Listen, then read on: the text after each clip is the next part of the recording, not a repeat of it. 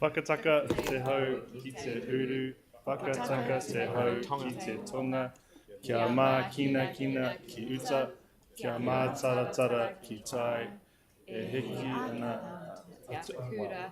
He tio, he huka, he hauhu, tihei maurio. Thank you very much. So this morning, first up, we've got the recognition for council services, which is once again something I really enjoy doing, and this is great. So this is about the Christchurch Art Gallery Awards. So today I'd like to give a shout out to our team from the Christchurch Art Gallery, Te Puna Waiwhitu, for the awards they have won in the 2022 Art Association of Australia and New Zealand Awards. The awards are for the book the gallery published in conjunction with the highly successful exhibition, Te Puna Te Kahui Whiri Toi. Yeah. The publication delves into the cultural history behind the traditions of Maori weaving, the artist's own experiences, and the materials and construction of the artworks. Here's a quote from the judges about the book. The variety of works and the display of innovation is magnificent. A must-have book for weavers and textile enthusiasts alike. So I'd like to congratulate the following people in particular. Sarah Peppery, the publication editor, Peter Bray for the graphic design, and John Colley for the photography. And thanks also to the Christchurch Art Gallery Director, Blair Jackson, for leading such a great team. This is truly a fantastic effort, and congratulations and well done to you all. Thank you.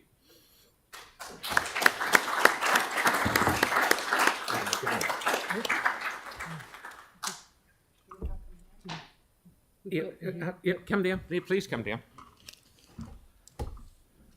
So where is the big cup?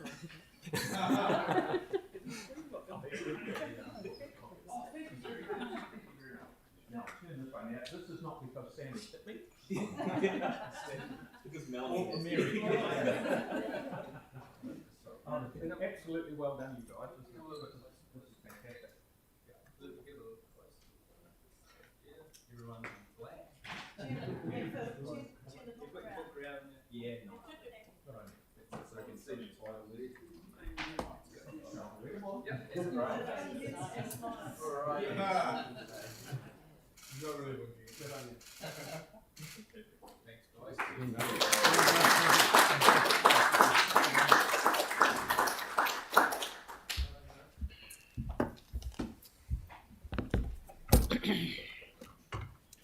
So I'll start. Meet apologies for lateness from Melanie, who's not late anymore, and Councillor Goff, who's on Zoom. G'day, James.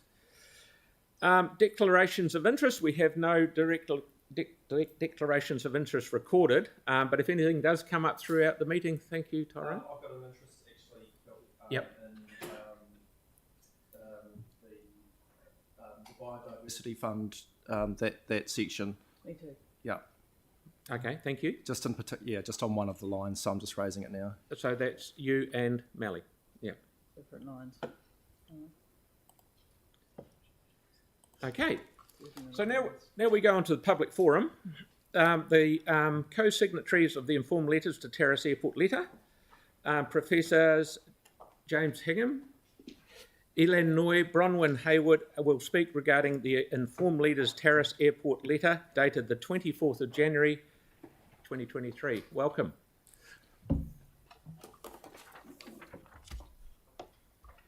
Kia ora.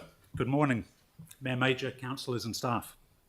Informed Leaders is an initiative of 11 leading academics from New Zealand universities that have a shared concern about the proposal to build an international airport at Terrace. Our concerns are based on extensive bodies of published research in a range of disciplinary fields produced by leading New Zealand and international researchers.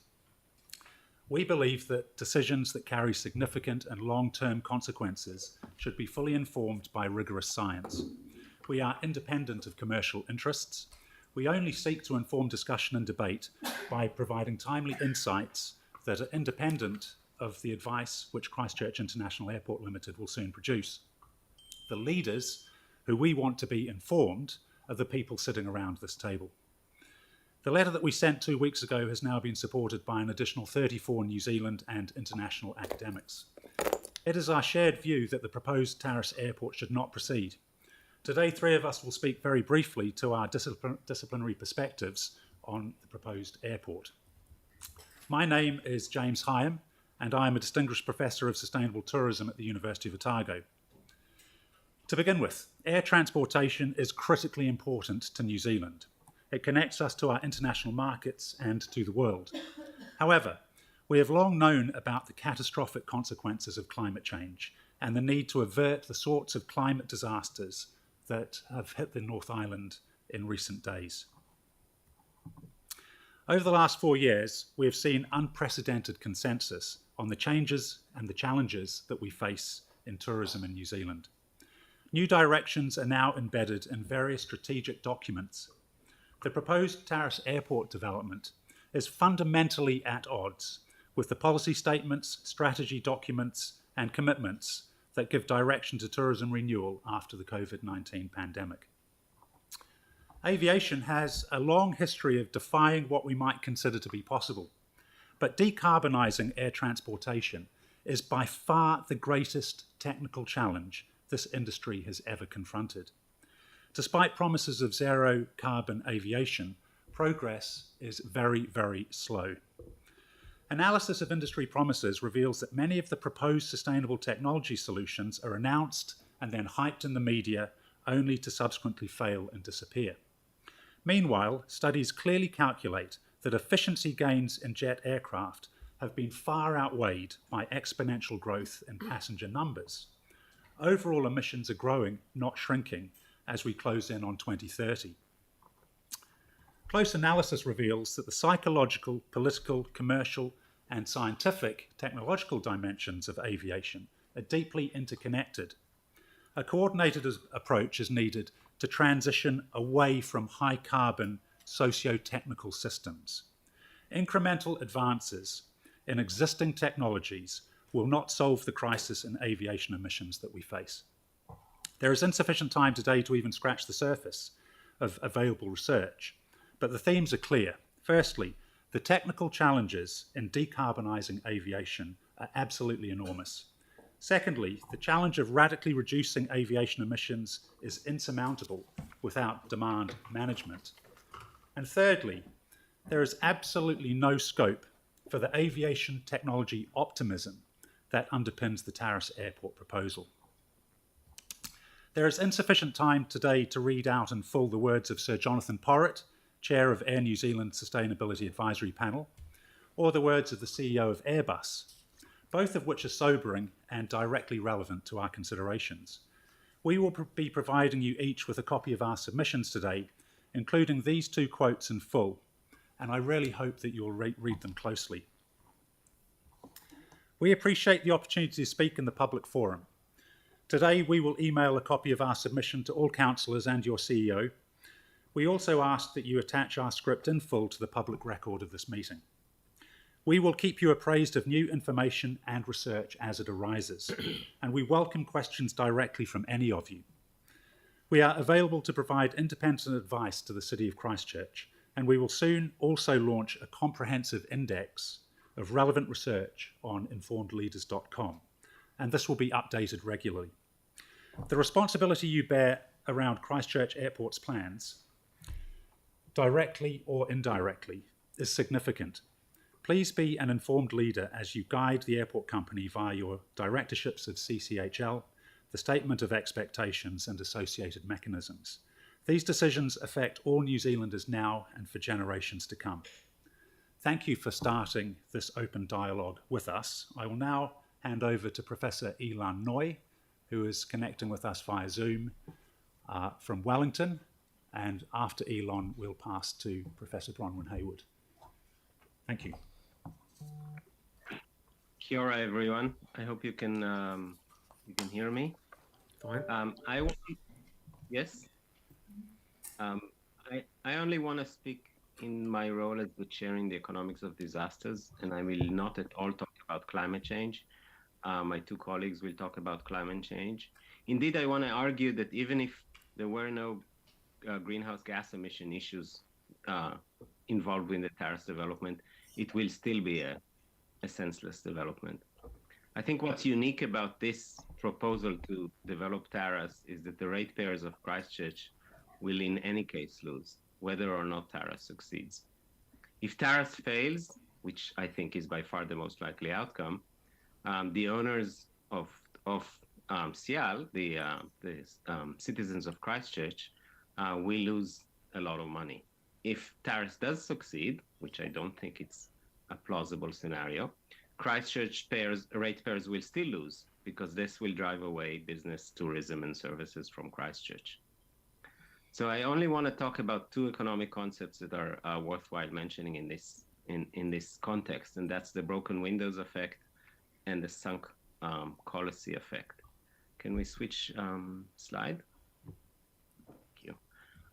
So if you look at the graph there, the recovery in Christchurch after the earthquakes in 2010 and 2011 is a classic example of the broken windows effect.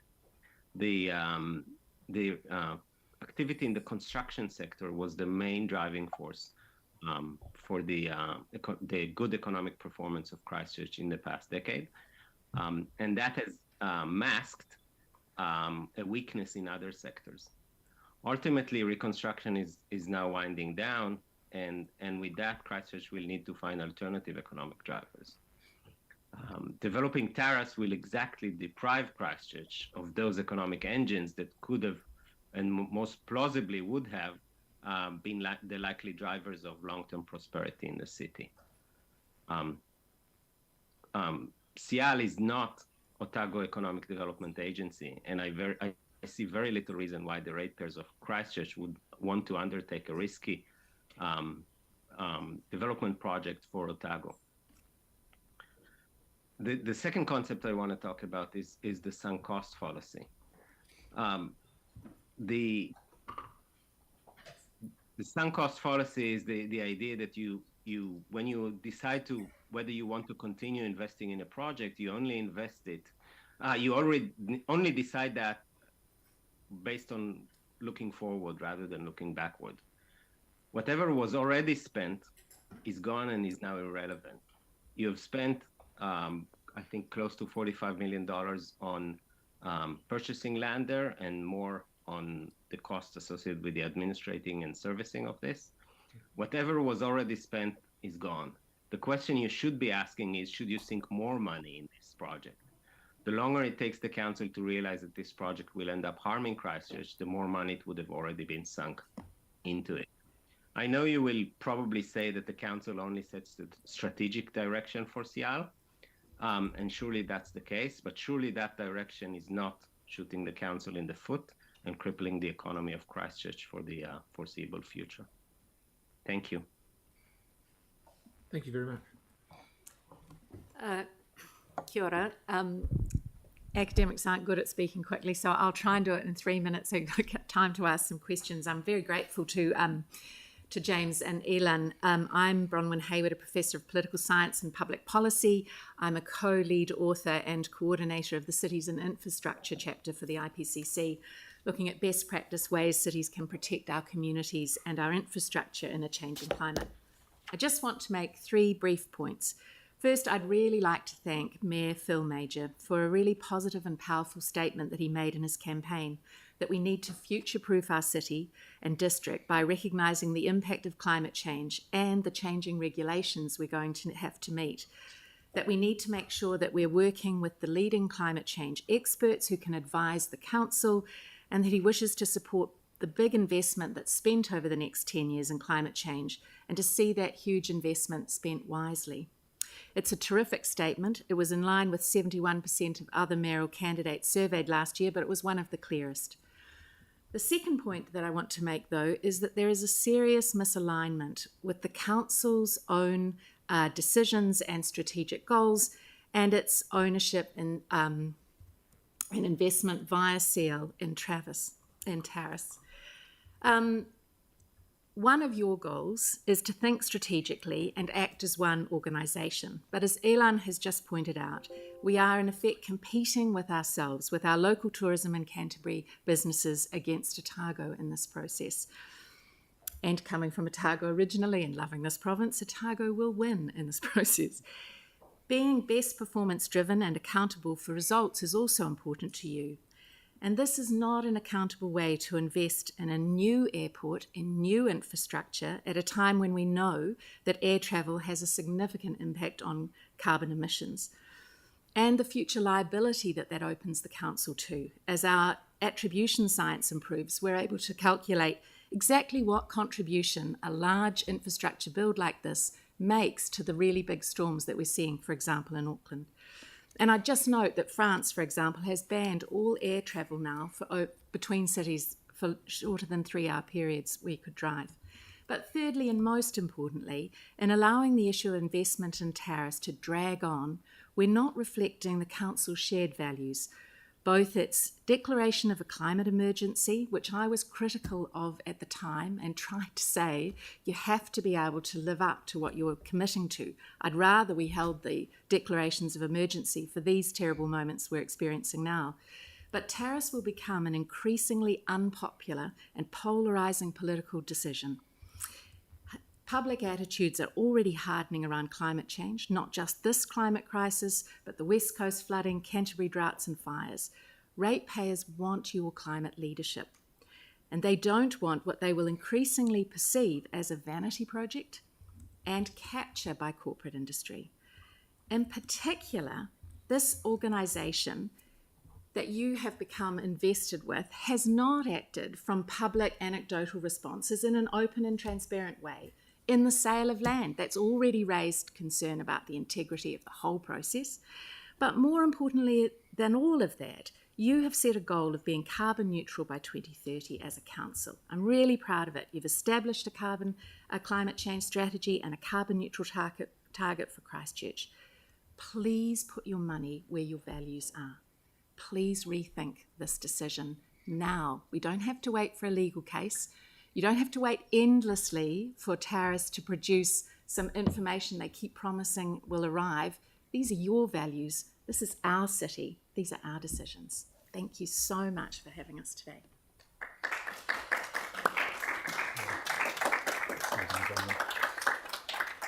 Thank you very much. We've got time for some questions. Did you have one, Jake? One quick one. Thanks for that. That was a really excellent submission. What I'm curious about is obviously, it'd be impossible to misunderstand the message, don't build Terrace, but obviously a growth in aviation could still occur through the existing airports in the South Island, and what I'd be keen to know what your view is, or your collective view is on whether we should introduce a cap or a reduction on the amount of air travel into the existing South Island airports. It's a great question, and it's a very complex question.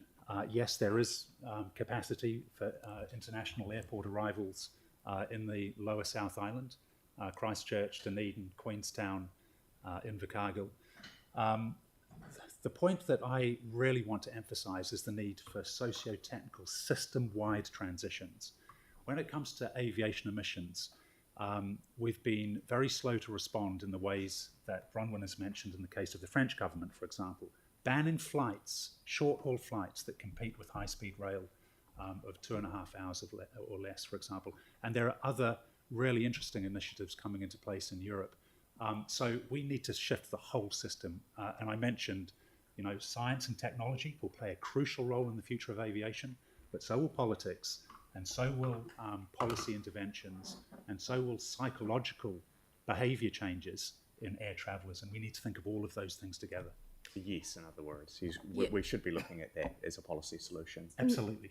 But also think about the infrastructure, because it is far less carbon intensive to extend the infrastructure that you have in Christchurch than to actually build a whole new airport.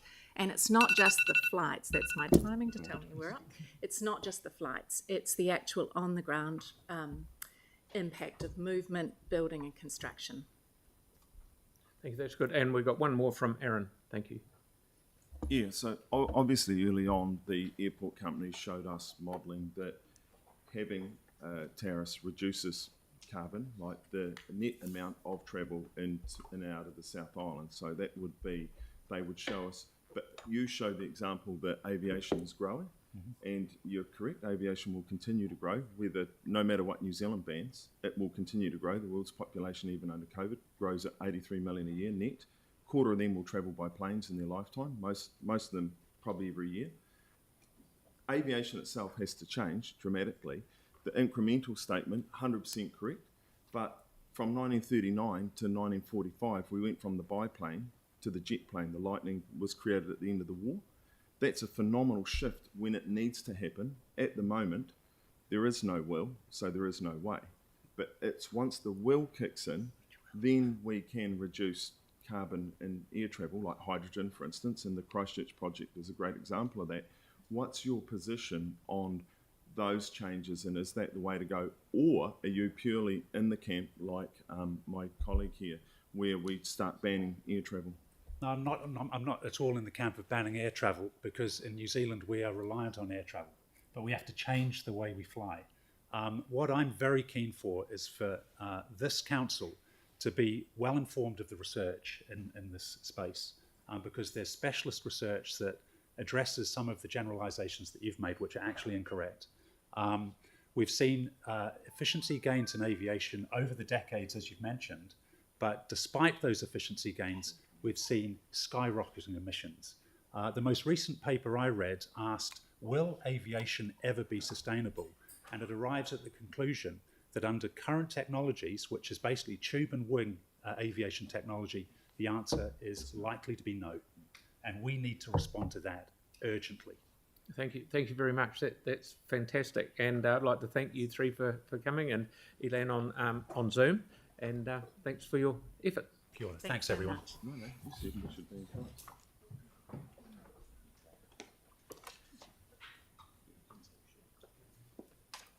So we now move on to the next item, which is Gap Filler, the Green Lab, Life in Vacant Spaces will be updating us on the work they have accomplished as recipients of council funding. So first of all, we've got Kai from the Green Lab, and then we'll have Lydia from Vacant Spaces, and then Kate from Gap Filler. So welcome. Sorry, Phil, it's Lydia first, Life in Vacant Spaces, is that right? Kia ora koutou, I'm Kate Finity, so I'm from Gap Filler. There was a little bit of a mix-up with the names. We were going to swap presentations around. Did you just? Thought it easier just to stick with what we've got. Yep. Well, welcome anyway. Thank you. Thank you for your time today and your valuable investment in creating a playful city for everybody. The regeneration report that you've got coming through details tangible outcomes for the last 6 months. So they're playful interventions that have helped to create a playful, livable city.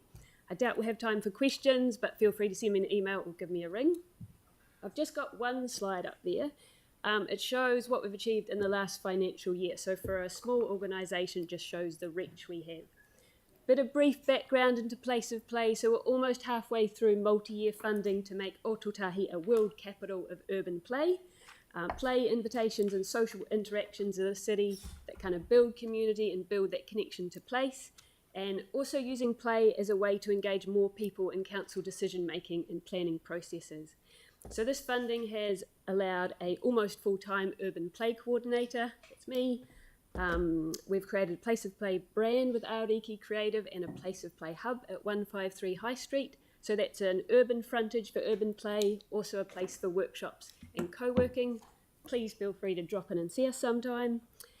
Some of our projects are focused on young women, so we're using free skating events to create safe spaces for them to play in the city. We've also filmed people from diverse communities, filmed them in play and projected them in Cashel Street. It's about sort of celebrating diversity, but also bringing a bit of light to the central city at night. We've brought play that's normally hidden from view into the city, slacklining events, community music festivals, worked with Sokoraka to bring public circus workshops into the city. But there's a bunch of other stuff the report touches on, but what it doesn't speak about is all the advocating that we've been doing to enable play. So early on, we realised we can't do this on our own. We can't create an urban play capital of the world.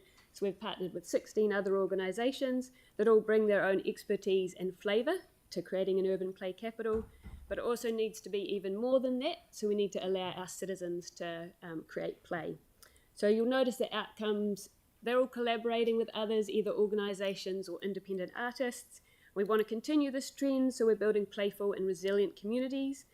So rather than one-off installations, this 3-year funding really allows us to sink deeper into connecting and building relationships, creating play, leading and advocating. So I just want to briefly talk about one project that we're doing this. So last week we were told our Play About Place collaboration with Melbourne RMIT University Urban Play Lab has been successful. So the Australian Research Council has approved $80,000 towards this project. We're working with Dr. Troy Innocent from RMIT to develop this in Otutahi. So it's already run in Melbourne. This is the first city outside of Melbourne it's coming to. It's an urban art experience that brings the city to life via mixed reality, a journey where players are actually prompted to reimagine the world through urban play. We've also got funds from Christchurch and NZ and Smart Christchurch, so that's $50,000, and the majority of this money is going to go into local artists to create new public works, but also playful events and installations in the streets. So that's awesome. There's also monitoring and evaluation, so we're going to test and evaluate the impact of urban play on social wellbeing and community connection to place, because it's no good if you don't have something to kind of back up what you're doing. So just in terms of timeline, it's all about timelines, isn't it? So in 2021, we began these talks. In 2022, we developed the framework and applied for funding. 2023, we've just been successful. So we're creating artworks, events and installations, and then launching the journey in 2024. So this long-term funding makes these longer-term projects really possible, so we can really sink into it. So there's been a lot of conversations and groundwork, but we promise you that this sort of labour is about to bear fruit and allow this place of play to be stronger and have a lot more impact. Have I got any more time? You've got a minute. Yeah, okay, a minute. Yep, all right. So another thing we're focusing on is an urban play festival, so a bit of a cross between Scape and the Buskers Festival, but we don't want to have the community of Christchurch so much as viewers. We want them to be participants in this. And the idea of having a festival for like a week long is that some projects will continue throughout the year. Oh, hello. Oh, okay, all right. If we have time. Yeah, far away. Yeah, carry on. Yes, but some of the projects will continue throughout the year. And so we're also looking at the climbing traverse in the central city, a musical walk operated by Sensors, our play trail as part of the Urban Walking Festival. So yeah, a whole lot of stuff going on. Thank you. Tyler, have a quick question, please. Yeah, well, my jaw dropped looking at all of this, and I actually wondered who did all of this around the city, and it's you guys. So it's really cool. Just a quick question around the future of gap filler. Say in the long term, where do you sort of see yourself, and what's your vision for the city as a whole? I'm talking about the CBD. Apologies, CBD. Yeah. Okay. Like I'm quite a visual person, so I just imagine is this kind of what you're aiming for? Like a lot more colour, a lot more people in the streets feeling free to kind of play. At the moment, I mean, I'm an urban play coordinator, but I feel a little bit nervous playing in the city. There's a lot of shiny new buildings, if I'm honest. So it's about, it's having someone like me to invite other people and say, come on, we can do this. So like the climbing traverse in the city. So it's youth coming in, so they've got somewhere to play and actually being active. And there's so many different types of play, like explorers and creatives and storytellers. And I think this Play About Place will be able to bring a lot of that together, because we've got a lot of audio tours already, but it's kind of bringing it together into this journey. And colour, people, vibrancy, that's what I'm aiming for. Thank you very much for coming and sharing your enthusiasm for what you're doing. Well, thank you. I know it's a hard time to be a council, so well done. Good on you. Thank you. So next we've got either Green Lab or Life in Vacant Spaces, so I'm not going to make a mistake and say the wrong person. So who have we got?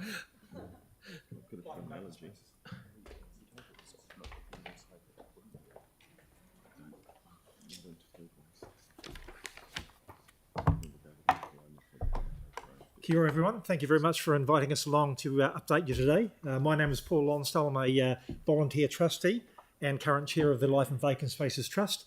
We have 7 volunteer trustees, 1 project director and 1 project coordinator. Lydia here with me this morning.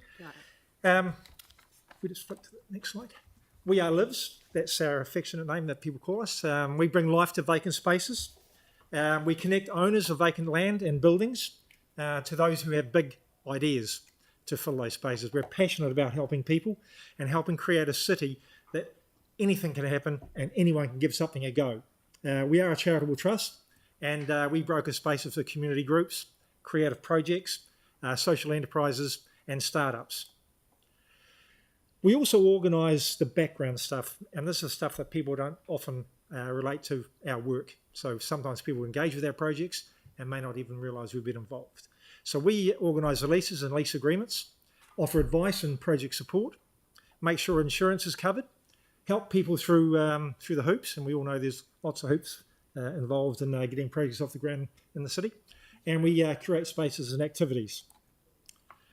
So we're currently celebrated our 10-year anniversary last year with the book that you have in front of you. Currently we manage 21 sites, and of those sites, 9 are inside, so they're actually inside vacant property, and outside sites we have 12. They're not just located in the central city, as some people may expect. We currently do 12 sites in the central city, but we do other suburban sites, Linwood, New Brighton, and so on. So the total days of activation, and this is since our multi-year funding, which we have really enjoyed from the council. It has enabled us to really focus on what we do. Often, as you know, with yearly funding, 2 or 3 months in the lead up to the new funding round, we're spending time organising reports, and that's really taken us off our game. So we really have appreciated that multi-year funding. The total days of activation is 13,191. Total projects over the period is 75. And if you look on the book, we have in total, since our inception, done over 700 projects.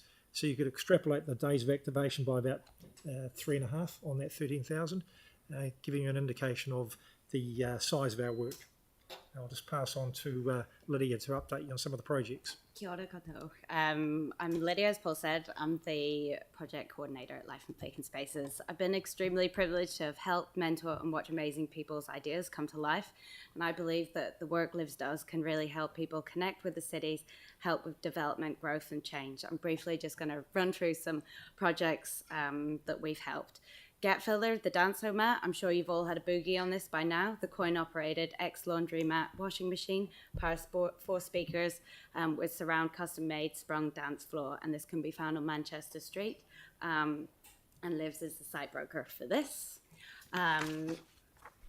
Robbie Cavola, she is a local artist and she had a site in the city centre.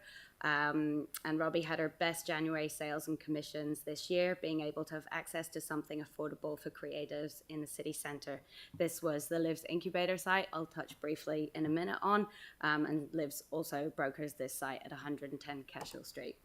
The Green Lab, which we'll hear more about from Kai in a minute, so I'll just skip past that because you'll know more soon. The Learning Lounge was another site in the city centre, brokered by Lives, another collaboration site for fostering learning and discovery. And I've covered some of this information already, as we're celebrating our 10-year anniversary. You may have seen our hoardings up through the city centre last year with the book, which was supported with some funding and support from the University of Canterbury. But I just want to emphasise that we have done a lot of work in the city, not often recognised, where the piece in the background that actually helps get these projects off the ground and in place. The projects are varied in scale and shape, outputs and participants. They have reached, and as I said, not many people often realise we've been involved. But we do have 7 volunteer trustees who are all passionate about the work that we do. We have some great staff that actually put this stuff together, and it's not a lot of time each week they have to do this work, but when you see the scale of what the output is, it'll give you some sort of idea of what we actually achieve. Lives, as you can see, Lives feels that evaluation of projects is just as important as the project itself. This really helps us build on the learning so we become more knowledgeable as an organisation and can help with a wide range of different projects, as no project is the same, as you've just seen from the short mention of some that we do. I'll just touch real briefly on the Lives Incubator, which is a 20-foot container. You can find it on 110 Cashel Street in the city centre. This is created by Lives, and the land is brokered by Lives as well. It's a testing ground for communities, entrepreneurs, creatives, and educators. The Lives Incubator provides participants with accessible, affordable, and temporary creative city centre space where individuals can release their vision. And we've got a criteria which we love to stick by, and I've got a short minute clip as well, which just has a bit of feedback from the participants.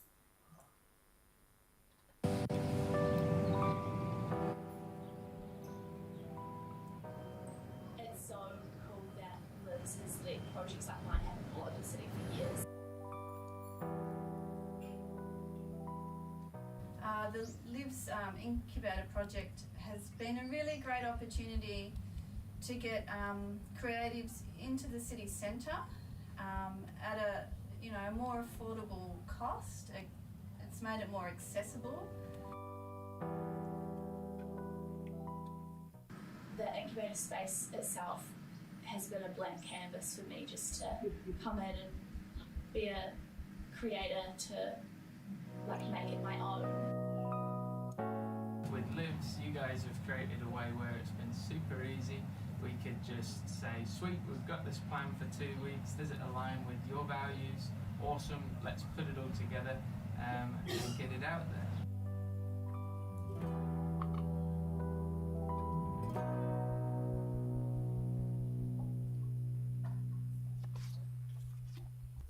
That leaves hopefully some time for some questions. Who knows? No, thank you very much, Lydia and Paul, for coming in. And I like the bit where you help people jump through hoops, because it certainly sometimes gets a bit like that. And do you hire out the crystal ball? Sometimes I think I could do with it. But thank you for coming in and sharing with us what you do. Thank you. Thanks Wonderful. for having us.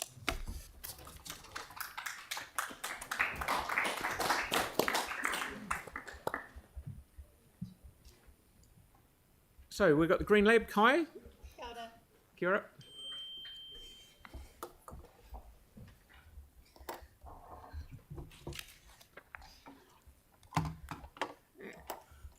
Tēnā koutou katoa.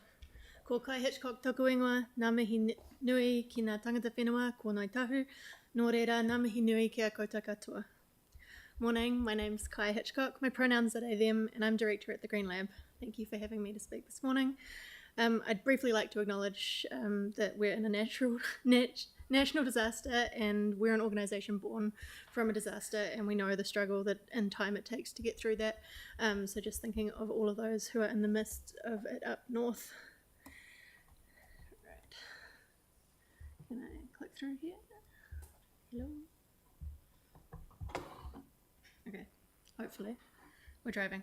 All right. The Green Lab creates urban green spaces that support strong social connections and promote wellbeing in Ōtautahi, Christchurch.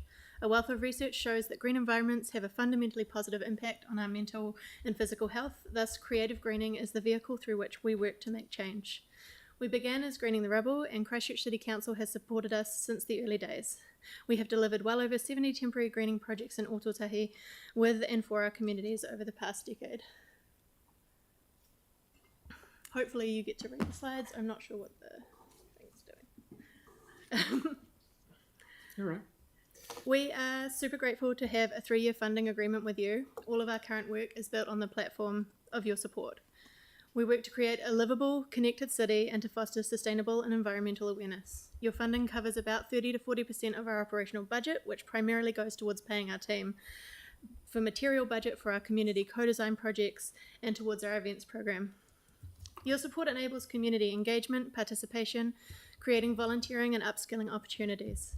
It allows us to be active and engaged with others who are also engaged in shaping a unique identity for Ōtautahi and connecting communities or caring for the environment. Other funders see your backing and they support us as a result, so thank you. Here's a quick look at what we've done with your support since September 2021. We've delivered 3 iterations of a community co-working and event space called Understory. We designed all the furniture for the project and brought in 300 odd plants to each of the venues it was hosted in. The Arts Centre, Te Matatiki Toiwara, the Terrace opposite Little Andromeda, and the Welder, venues which Life and Vacant Spaces helped us secure. We invited people to join us for co-working, hosted events, and ran our own community programming over the 16 months we were operational. Despite the ongoing impact of COVID during this time, each of the iterations was really well attended and hosted multiple events and groups. Being the Green Lab means that we test ideas, and at Understory we were testing a pay-as-you-can user model, which we hoped would increase options for people to work in the central city after the effects of the pandemic. At the end of 2022, we made a decision to pause Understory to look at the attendance data, purpose and numbers in detail, and make decisions about whether we seek specific funding and a more permanent venue for the project. However, as part of Understory, we started several regular community connection events which are continuing. Queer Games Night, Wednesday Riders and Whare Tiho. Queer Games Night is starting up again next week in collaboration with local cafe Moment, and Wednesday Riders begins for this year this afternoon at Toiwaha. We've been working with the Neighbourhood Trust and their community to design and build the Mairiho Neighbourhood Garden, which is located behind the McFadden Centre. Volunteers from the community have participated at every step of this project, from community surveys and design hui to the physical build and planting out of this new community resource. 24 regular volunteers gave over 230 hours to the project to get it to the built stage. Another 20 or so extra participants have had their hands on the tools or in the dirt. The Neighbourhood Trust now has a regular gardening day, and we're about to revisit them to discuss the change of season planting and implement a worm farm. The fresh produce from this season have been included in kai boxes that support the community in Mairiho from the Whānau Centre on Nancy Ave. Our impact here can be summed up by the community development worker Don, who said that they are incredibly grateful to have the experience and knowledge, processes, systems, timelines of when to do certain things, and access to the resources that enhance this community garden build. The Mairiho Neighbourhood Garden is a testament to the Green Lab's hard work and support for the Neighbourhood Trust as we endeavour to bring transformation to our community through this project. We've got a few new projects on the go at the moment, and we're scoping some others. We're working to tautoko the Kahukura Rongoa Trust as they work on a project called Whakapai Te Whenua, a Kaputahi Reserve. And we've been on site to several hui, and we'll be taking the lab, our mobile workspace, there this summer for them to use in their restoration mahi on the site. We've also been developing a project called Wahi Taio for the past year outside of our core funding, with multiple organisations involved in the design process pro bono. Whaitua Orehia, the performance components of this project, have recently been commissioned for the Streets for People installation upcoming on Gloucester Street, and we're working with other partners to see about delivering a larger proportion of the project elsewhere. As you can tell, no 2 days are the same at the Green Lab. We usually have a mixture of projects and events on the cards. If you'd like to know more about what we do, I'm really happy to connect in person, or you can find out more about us on thegreenlab.org.nz, and you can keep up with our projects at the Green Lab NZ on both Facebook and Instagram. We really appreciate your ongoing support of our mahi. Thank you so much for your time. Ngā mihi nui kia koutou katoa. Thank you, Kai, for coming in. That's wonderful. Now, I think you'd agree we've got three very exciting, passionate groups who have all presented to us this morning, so well done to you all. Thank you. Kia ora.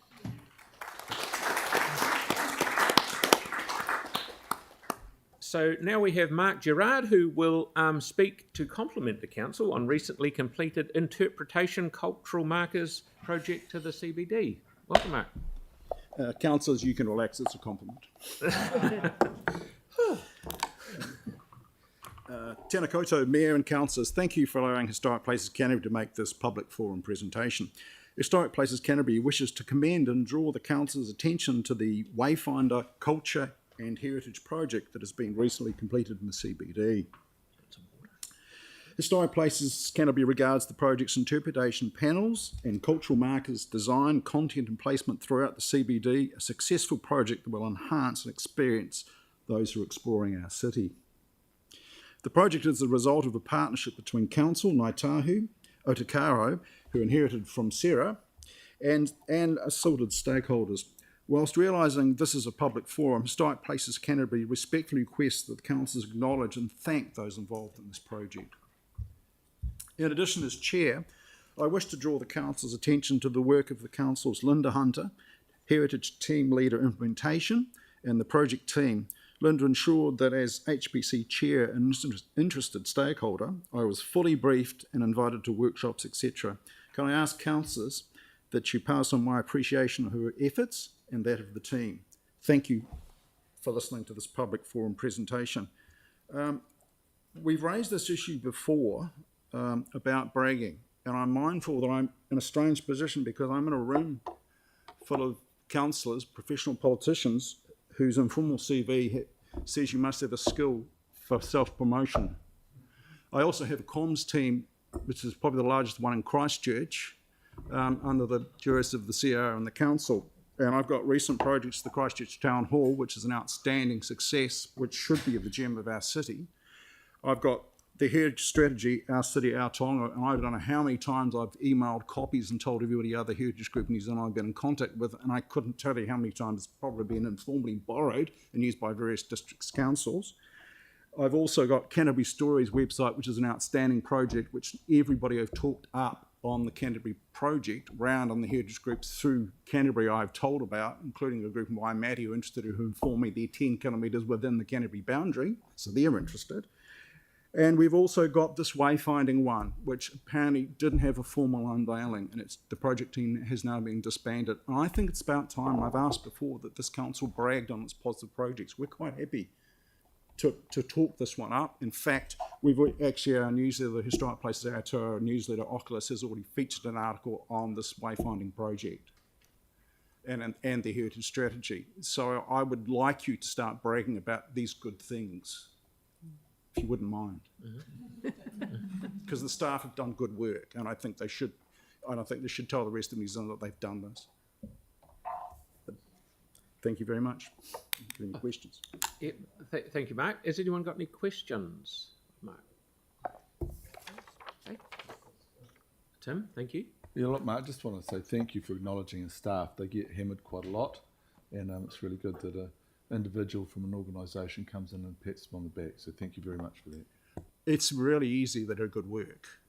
And I should imagine nearly all this is related to the heritage team, which is probably the quality of the heritage team's efforts and those groups that are working with them.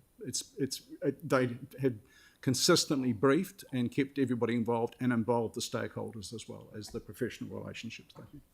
Aaron, and then Pauline. Yeah, thanks, Mark, for coming in. It's always good to mark one of your positive days on the calendar.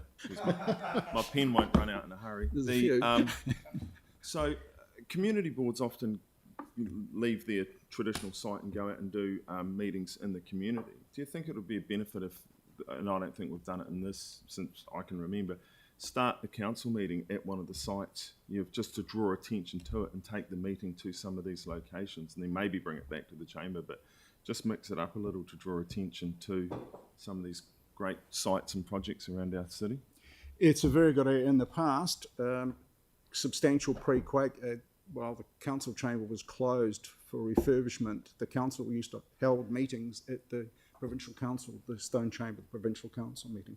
So yes, I think it would be a very good idea. I would relish the community boards moving, as well as the council, to some of the heritage buildings. The council's got 63 plus heritage buildings, and there are other ones as well. Yes, I would. I think it would draw attention to these buildings, yes. Thank you. Pauline.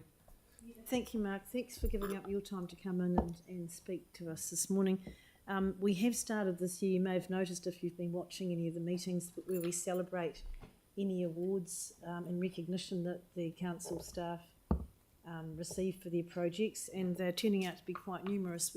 We have one or two every meeting now for that very reason, because we do have to tell the good stories, the good news stories, and there's a lot of talent in this building. So I just wasn't sure if you're aware of that, but that's a new thing we've started. I am. It's just that I think the council needs to reach outside of its immediate area and what it's doing. And I think sometimes the relationships are built within the professional relationships, like the council staff are talking to their fellow professionals. The NGOs, like in our network, etc., and a lot of groups like I dealt with at least 2 representatives of historical societies out of Waimate, and they were intrigued about the Canterbury Stories website. They hadn't heard of it. And it's those groups that would feed in to the work that the council's provided, and maybe some more work in that area. I mean, the heritage teams aware of this, but they're busy. Yeah, that's right. It's the same old getting the information out there and communication. That's the biggest challenge. Thank you. Thank you, Mark, and very much appreciate you coming in. Thank you very much. Right, we will now move on to 3.2. We deputations by appointment. We have received no deputations. Presentation of petitions. We have no petitions, so we now go on to our reports, item 5. And welcome, Joe. Good to see you again.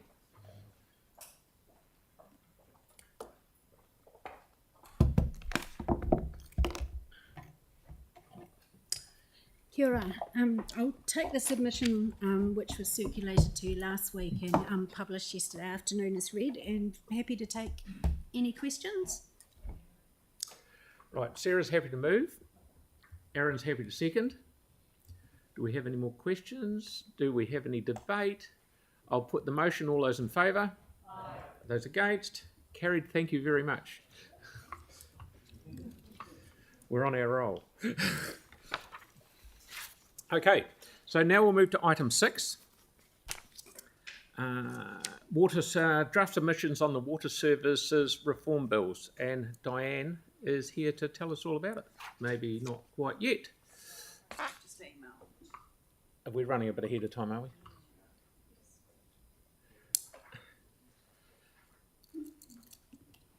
Shall we have a break for a cup of tea for 5 minutes?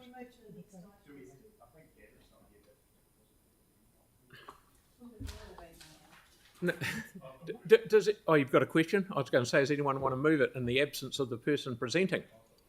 Okay, no, that's fair enough. Okay. Yep, I'll whip down to the number 11, the Mayor's report, which you have read from cover to cover, and it's 2 pages, so it won't take you very long. It's self-explanatory. Has anyone got any questions on it? Tim? You're happy to move it? Tim, happy to move it? And sorry, I had a question. Pauline will second it, but do you have a question, Yanni? Yeah, I was just wondering, can someone tell us just what the Christchurch NZ aeronautical group is and how you've worked out who should be on it? I'm not sure. Aeronautical group. Oh, sorry, that's the one that Kelly's on, that we went over to Beadling's flat. Is that the area you're talking about, Yanni? I don't know, because it's a recommendation to appoint someone to something, but I don't know when we've ever discussed it as a council. I mean, I'm not against it. I'm just curious to know more about it and what we're trying to achieve through it, and what the purpose of having a council appointment to it is. Well, I can answer if you want. It's just all it is noting the appointments. And one thing I must say while I've got you the talking stick is item 2A. It's Councillor Coker is appointed to the Three Waters Constitution Working Group for the Water Services Entity D, not Pauline. That's written in the sheet. They got the CO and the ER right. Okay. So has anyone got any other questions on that? Sorry, what? I was just kind of like, can anyone explain what this group is and what the point of having a council representative on it is? If you're not sure what the groups are, Yanni, we'll circulate a memo to point out. We'll circulate a memo to point out what they actually do, but it's pretty self-explanatory. I think Yanni's asking what the process was to appoint people to those groups, not so much what the groups are, or maybe both. Sorry, I can't hear you, Celeste. I think the question was, what was the process by which individuals got appointed to the groups? That was Councillor Johansson's question. It was just someone put their hand up and said, I would like to do this. So I said, that's lovely, you can. I also don't have a problem with the appointments, but can I just clarify, maybe Mary, you might know, are these appointments that the Mayor has the right to make, or what's the story?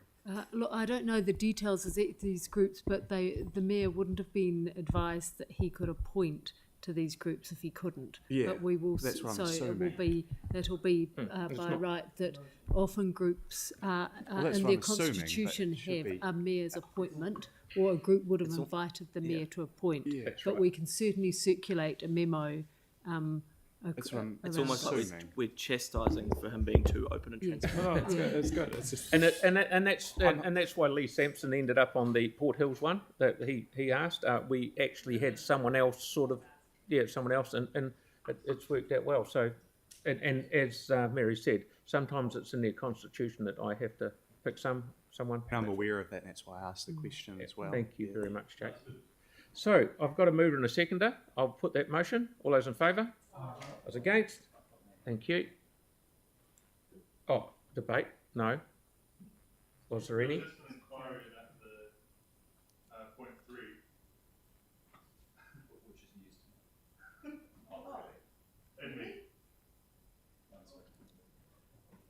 Sorry, Tyler. I'm not.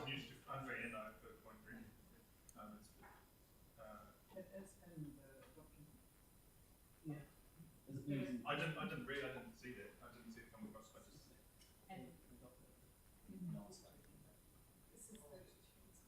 Yeah, I was under the impression that you two got together and said, "We'll swap." This is why we have an informal. Yeah. Just to, It's also why the papers are in the public domain 5 days ahead of a meeting. Yeah. So if it's a surprise right now, that is concerning. Yeah. Here's the thing: as a new councillor, I read a lot. Yeah, I'm but sure you this do. passed my view. Mhm. There's so many things going across our table at the moment, and I didn't see this, so I apologise. And it's pretty simple to see that it's easy for a councillor to miss something that's as simple as this when you're looking at reforms and bills. So what are you concerned about? Item 3. It's only around. I wanted to discuss with Andre more about it.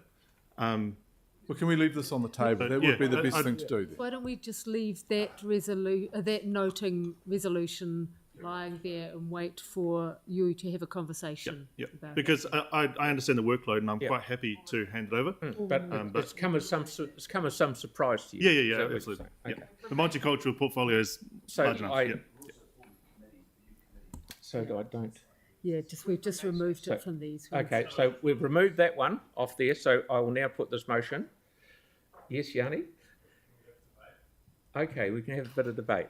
I didn't think we'd actually need any, but if you were that keen on a bit of debate... I would be keen, because I just do want to acknowledge, actually, the council staff who worked really hard and very long hours on the Seattle Sister City Committee visit to celebrate the 40th. And I know that you acknowledged to the staff in the report, but I did want to kind of call it out because, that is a pretty special relationship and it did require a lot of input from our staff, showing the delegation around. And I think, just to reflect that the delegation really appreciated seeing Christchurch, particularly those who'd been before the earthquake and post-earthquake, what we've managed to achieve. But also they look really forward to working with us going forward and recommitting to the relationship. And I also just wanted to acknowledge the new chair, Malik, who's been agreed to be the chair of that Sister City Committee, and also just to recognise the long service of Brian Palliser, who for many years has given to that group as well. So, sorry, I just wanted to No, don't be sorry. just acknowledge that publicly, because I do think, it was a pretty important milestone for us as a city. And I know that I personally saw how hard our staff worked on making that a success, and I just wanted to acknowledge that. Thank you. And you did right. The work that the international relations team does on that Seattle one, plus a lot of others. We had one yesterday, didn't we, Pauline? Yes. And then we've got Princess Anne on Friday. So they do a phenomenal amount of work in behind the scenes and make things run really well. So, any more debate? Thank you. I'll put the motion. All those in favour? Against? Thank you. Carried. So we are back to item 6. Okay, so I've got Sarah and Diane and Dave. Thank you, Mayor and Councillors. You have in front of you a report on the draft submissions that we prepared for the Water Services Reform Bills. We're seeking approval of the submission on the Water Services Legislation Bill and approval for the submission on the Water Services Economic Efficiency and Consumer Protection Bill. We've got a quick PowerPoint that we can roll through that will give you a high-level view of what's in these submissions, and just a little bit of background on what these bills are about. So you can see the second bill, the Water Services legislation bill covers matters relating to roles and responsibilities of entities and councils, and you can see it amends a number of existing acts, including the Water Services Entities Act, which came into force the end of last year. It also details the transfer of assets from councils to entities, charging regime, compliance monitoring, relationship agreements, and offences and infringement regimes. In terms of our submission on the second bill, we have 7 areas where we've provided feedback. We are again urging the Select Committee to reconsider the inclusion of stormwater. So this follows from the submission on the first bill. So we're continuing that theme on. We're concerned about the transfer of stormwater assets and services, as this remains unclear to us, in particular transport stormwater systems not being included. There's a lack of public accountability in our view in the governance structure. Again, we raised this in our submission to the first bill, so we're raising that again. We believe there are oversights in this bill that could lead to loss of public amenity, particularly in terms of land being transferred which has mixed uses. There is no clear alignment that we can see in terms of the government's reform program. In particular, we're calling out the RMA reforms. There are potential implications for council in collecting the entity's charges that's proposed in the bill. So there's a lack of clarity again in terms of what's expected of council and the cost to council and our actual ability to do that. And we believe there's implications to the council operating practices and procedures. So the impacts of these reforms actually go further than the Three Waters team, obviously, and impacts across council and the council business. You'll find attached to this submission further detail on these points under attachment A. We've included a case study explaining the impacts on stormwater. That's under attachment B, and we've provided examples of dual purpose and mixed use council land under attachment C. In terms of the third bill, I'll just briefly talk to this one. The Water Services Economic Efficiency and Consumer Protection Bill, which is difficult to say, let alone read. So this establishes the Commerce Commission as a regulator of economic regulation and consumer protection regime. So it defers responsibility to the Commerce Commission to design and implement this regulatory system. So we've kept our submission on this one at quite a high level. These are the points that we raise, which will come as no surprise to you. And in terms of next steps, as per the report, we're seeking approval of these 2 submissions. Submissions are due on Friday. And then the Select Committee process continues and report back on both bills in May. Thank you. Right, we've got Tyler and then Pauline. Kia ora. Can we please talk about the point on... I'll just find it. There is a lack of public accountability in the governance structure. Can we talk through that a little bit? And sure. Can you sort of describe what you mean in that? So in our first submission, we raised this point, and we're talking around the regional representative group, which has no more than half the members to be elected by some portion of residents. And there's, my understanding, no guarantee of representation on that group of any particular council. Okay. And who's the half that isn't elected? Who are the half that is elected? So that'd be representation from mana whenua.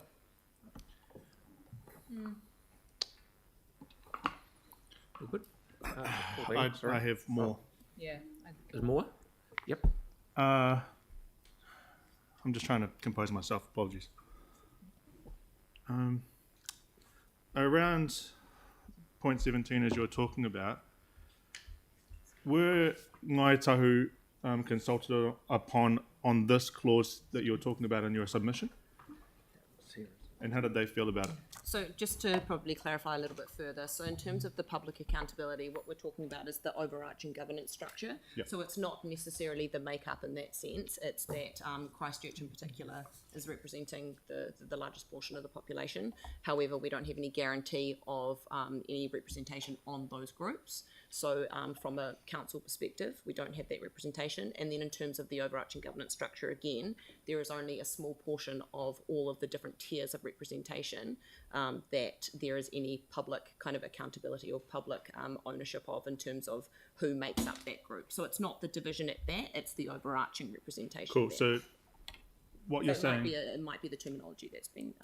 Yeah, well, I just don't want to get caught up into the Wayne Brown, Dan Gordon schmozzle, to be honest with you. I'm going to be quite frank. And I want to empower mana whenua and provide something that's a lot different to this, because what it's doing is it's insinuating that we don't want mana whenua or co-governance. Well, that's certainly not the intent of, I read the submission. I read it like that, to be honest. I read it like that. A few of my colleagues have read it like that. So I'd love just to go back, and I've got another question around were treaty staff here talked to upon this, and did they read over it quite? So we did consult with everyone internally and externally in what was required. So again, it probably is about the terminology or perhaps the way that it's been put in the submission. However, what that does mean is in representation in terms of Christchurch and how we can input into the overarching governance process. It does not mean the mana whenua engagement. Okay, I completely understand that. But we can definitely reword that to make sure that that's clear. Yeah, and I do understand that point around we needing to have a voice at the table, seeing as we're a large part of this. That is the point. Yeah. Yeah, and it's easily misread. That's what I'm saying. Okay. Thank you. And that's one of my points, and that's one of the points I wanted to just put across. The other question I have is around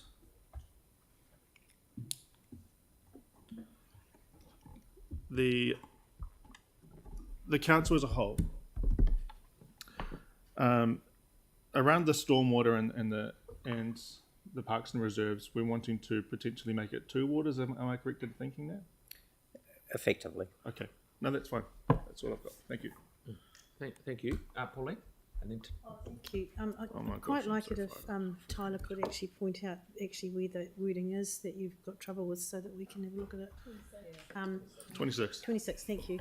And my question is around the Prime Minister has indicated some sort of a re-look at this, or a paused. Will that have any implication on the timeline for this? Or well, councillors, we simply don't know, because what we know is what is in the public domain that we've all seen, and what we're tasked with is providing submissions on the bills as they are today, on the timelines that we have today. But you're quite right, there could be a significant change in the near future, but we simply don't know that, so we're simply having to respond to what's in front of us today. Okay, so that's normally the standard answer when I ask anything about the 3 waters. I don't know, so I'm not surprised. Thank Apologies. you. But at the moment, the train is going in that direction. We have no reason to believe that it's going to change. It may well do, but at the moment, you've got to stick with what's in front of you. Absolutely. Okay, Tyrone. I'll just defer to Sarah. She can go ahead. Okay. It's just that I've sent through some wording to Sam just now for an amendment or resolution that just asks us to remove sentence 2 from paragraph 26 and to replace it with wording which reflects our concern at the lack of a guarantee of Christchurch City representation on the representative group. Yep. Yeah, that's a lot better. Yep. Thank you. I'll go down here. Thanks, Mr. Mayor. So, look, thank you for all the work that's been done on this. Like, it's really comprehensive, and and I'm not going to pretend that I understand all the complexities of what we're trying to deal with. But a couple of things stood out for me, and I'd like to just support my colleague, Councillor Harrison Hunt here about just the way that 26 came across, but also that there's no reference to our partnership, our treaty partnership within the entire submission. There's no reference to mana whenua, there's no reference to Ngāi Tahu and our obligations there. And I'm just wondering why that is. So that's question one. And question two is there's also no reference to the needs of Banks Peninsula. Christchurch is mentioned 26 times.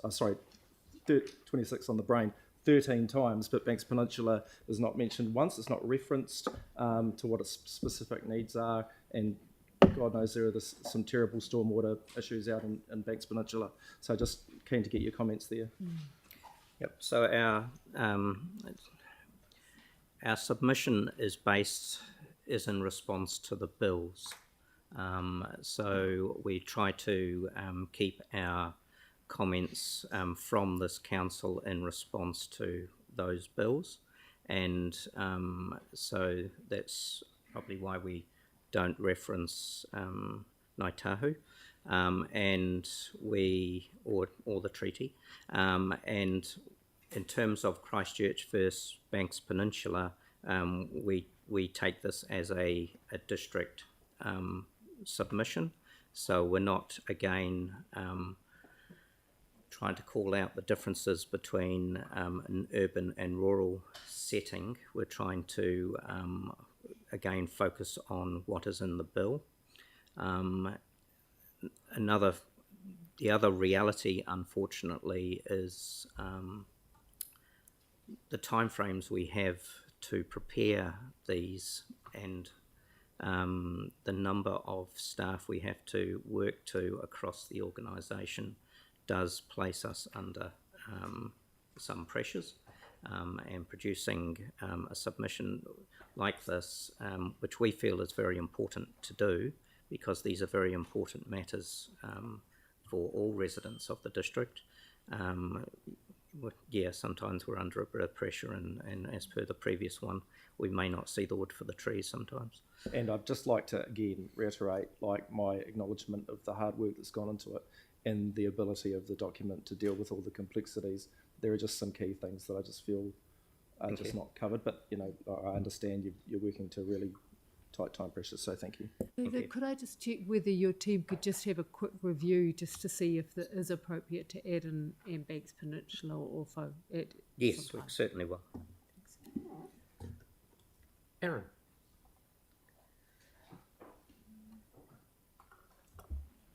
No, I'm all good, thanks. Thank you. Tim? Yeah, thank you. When this journey started, one of the problems or one of the issues that was raised was there were steps you could take or could be taken to air problems, but there was no obligation for Three Waters to actually uphold them and to do anything. And I think under 5.10.3, regulatory functions and powers, etc., has that changed at all? Or is that still, because that is a major problem. So, for instance, the new entity, whether it's A, B, C or D, or its entirety, has no obligation to uphold any complaints or to deal with them. They only had, it was worded that they would listen to them, which is pretty insulting, really. There are some provisions for that, however they are still relatively high level in terms of how they provide, so how that actually be practically implemented is still slightly unclear. So there is a little bit, but probably not to the extent that we would necessarily feel comfortable. You wouldn't go as far as say they're an improvement to the original? I mean... Just saying. Just, sorry. Little improvement, but I think one of the key themes through this is continued lack of clarity. Yeah. Cool. Thank you. Okay. Yanni? Thank you for the work that you've done on this. I just wanted to ask in terms of page 21, which is the submission to the Water Services Economic Efficiency and Consumer Protection Bill.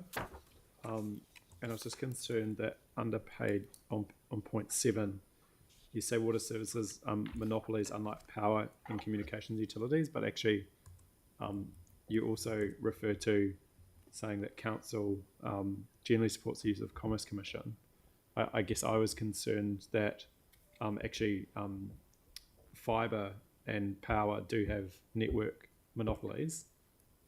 So I'm not quite sure that, I just think that that section possibly needs a bit of rephrasing. And also, actually, the evidence is that the Commerce Commission's been pretty hopeless, actually, when it comes to things like telecommunications and power. And what we've effectively seen with the latest disaster up north is, the whole issue of going away from copper and people not having access to emergency communications. And, there was comment on radio this morning just around our infrastructure not being up to scope. So I just wondered whether we need to put a little bit more thought into the reliance on the Commerce Commission versus having some other arrangement, possibly an ombudsman who can, or some other mechanism. But yeah, I was just concerned to see that we were relying on the Commerce Commission when, you can take fuel companies, supermarkets, banks, telcos, all sort of exist in a realm of not really being regulated to protect the consumer as much as possibly we should, especially on an important issue like water. Okay, thank you. Okay, Celeste? I think the what you guys have done is really incredible, given the complexity of the work, so well done. I would, of course, like to just echo some of the comments that have been made around making sure that we sort of adequately address our treaty obligations, but that's been covered. Just under 13, I think you've covered the stormwater and the complexities around that, from my understanding, really well. And I'm not sure whether it's worth adding in comment that with flood management and stormwater, there is kind of an increased urgency to address those issues, and any delays would be disastrous in some or all parts of the city. But for any work that is being delayed at the moment through our own annual plan process or through this process, we'll have other downstream effects, no pun intended. But yeah, thank you for your work on that. And Aaron? Just around the, when you look at the summary of our number one priority is to deliver the water, but the C word's missing, chlorine, that we haven't said safe drinking water without chlorine. We haven't kind of made that really clear, and there's that government decision to, well, unless we kind of tell them quite clearly as the second largest city of New Zealand with incredibly safe drinking water, we don't want chlorine, I don't know that the message will get across. Should be in every submission. And that we're not really in favour of three waters either, but it's like, I'm not sure. But, well, that's where it should start, is that we are reluctantly submitting on something we're not in favour of having our assets stolen, and we want safe drinking water without chlorine. Now, let's talk. So yeah, we've basically just focused on the specifics within the bills. So there is obviously issues there. We can put something in if that's what the council decides and wants. At the moment, they're currently just specifically based on what is in the bill. I'd be surprised if any of my colleagues didn't want chlorine mentioned, given that we get overwhelming feedback from our community on it. Does anyone not want chlorine mentioned? Yeah, thank you, sir. Yeah, reiterate the points we made. Thank you. Okay, so you've done? Yep, Pauline. I was just going to suggest that you have noted the murkiness between Taumata Arawai regulation and the Commerce Commission regulation. You could say, for example, the chlorine, where would that sit, perhaps? I don't know. Thank you. Yep. Slip it in there somewhere. I agree, we should mention it every time we can. So just for clarity, are you wanting us to have an opening statement saying that you oppose Three Waters reform? Yes, please. Yeah. Can we just check though? We've been really clear in the past that we don't oppose reform. We oppose the current proposal, because everyone knows that the current status quo isn't working. I think we've got to be clear. So though, we can't just say we oppose oppose Three reform. Waters, the We Three have Waters to reform as it is. oppose the current proposal. I think everyone knows where we all stand, and I think you've got it pretty well covered in the submission. Thank you. Just wanted clarity. And just one more, that in the number 2, when you've put major changes occurring at the same time as significant overhaul resource management system, You should also probably include in the Local Government Act review for local government, because in actual fact, if they'd done that review earlier and looked at our funding, we wouldn't perhaps need this model. It was a bit cart before the horse. Wasn't it? A cart before the horse, yes. Yep. I think it would be quite nice if we did emphasise the local government reforms. Yeah, again, we've tried to keep this submission to the bills that are in front of us, as opposed, in the first submission, we addressed some of the broader issues. But we can reiterate, as other councillors have suggested, some of the points we made in our first submission. But yeah, we're just trying to keep ourselves focused on the bills in front of us as well. But these are just small additions, and you never know, it may be a different person reading it. So let's just say it again, Sam. Okay, so I'm keen to move this on. And how quick is your question, matey? Just very quick. Just wanted to check that this bill will require us to ensure that every house has got a meter so they can be charged. Do we know what the cost of doing that would be? And if we do, can we put it in the actual submission? You move it? No, I don't know the cost of that, and I don't think we've got the ability to draw that information in the timeframes that we're working to. Right. So sorry. Thank you. Sorry, Yanni, did you ask me a question? I was busy I mean, if we have to put meters in every single house so that they can be charged for water, that's a massive cost on us. And but that's got nothing to do with what's sitting in front of us at the moment. Also, that would be I the think cost the of the officers entity. said that they haven't got the ability to get that information and put it in time for the submission. So it's something that if and when the information comes to hand, we could certainly get it to you, but we haven't got time. Okay, we're in the dark just about as much as everyone I get else. that. So just 36 point, second bullet point, even if we got a kind of ballpark figure, I would have presumed with the excess water charging, we must have some sense of what that would but it's be. got nothing to do with this bit. I know what you're saying. It is coming. 36 second bullet point down, where it says our current systems may not be able to support collection of entities' charges without investment in those systems. We're talking our internal systems within council. We're not talking about water meters there. No, it's about the actual Our mechanism financial systems. of collecting money on behalf of a third party. Right. So would water meters, if people didn't have a water meter, they wouldn't be able to be billed? Well, that would be we're getting into the weeds. That would be the entities issue, So, and that's not what this I bill's have a about. mover in Melanie, and I have a seconder in Sam, but Tyrone's got one more question. Well, it's just a point of clarification, actually. Like with all the recommended suggestions, like how do they get incorporated? Like we're going to. So they have been. Oh yeah, sorry. Okay, so we're voting on that now. Okay. Yep. Okay. So what Sarah's put up there is... Can we, sorry, based on that, though, can we vote on them separately? If you want to. Please. Okay. Right, so we've got a mover and a seconder. So, righto, Mary, how do I do this one? So you could just is it just A and B you want put separately there? Or the whole lot is or one? Or 1 and 2? 1 and 2. Okay. Okay. So we'll now I'll put the motion for all for number 1, which is up there. Okay. If you debate, if you want it. I didn't think there'd be a hell of a lot, but anyway, far away. Jake. Oh, sorry, no, that was me saying 1 debate, not 2 debates on. Oh, yeah, fair comment. Yeah. Any debate, Tyler? Kia ora.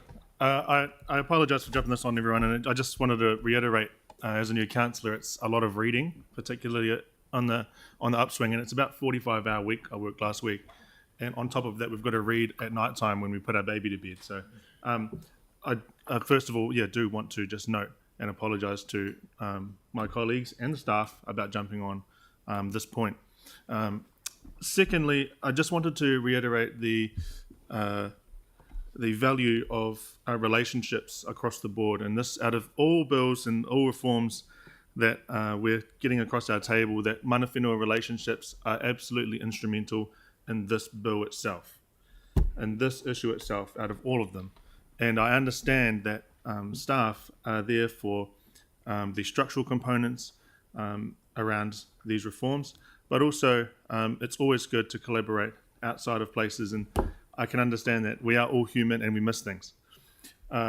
So I just want to make sure that we're putting in that we value our relationship with mana whenua, and we value all the knowledge that gets passed down, because 183 years ago we signed a document together to ensure that this all worked out.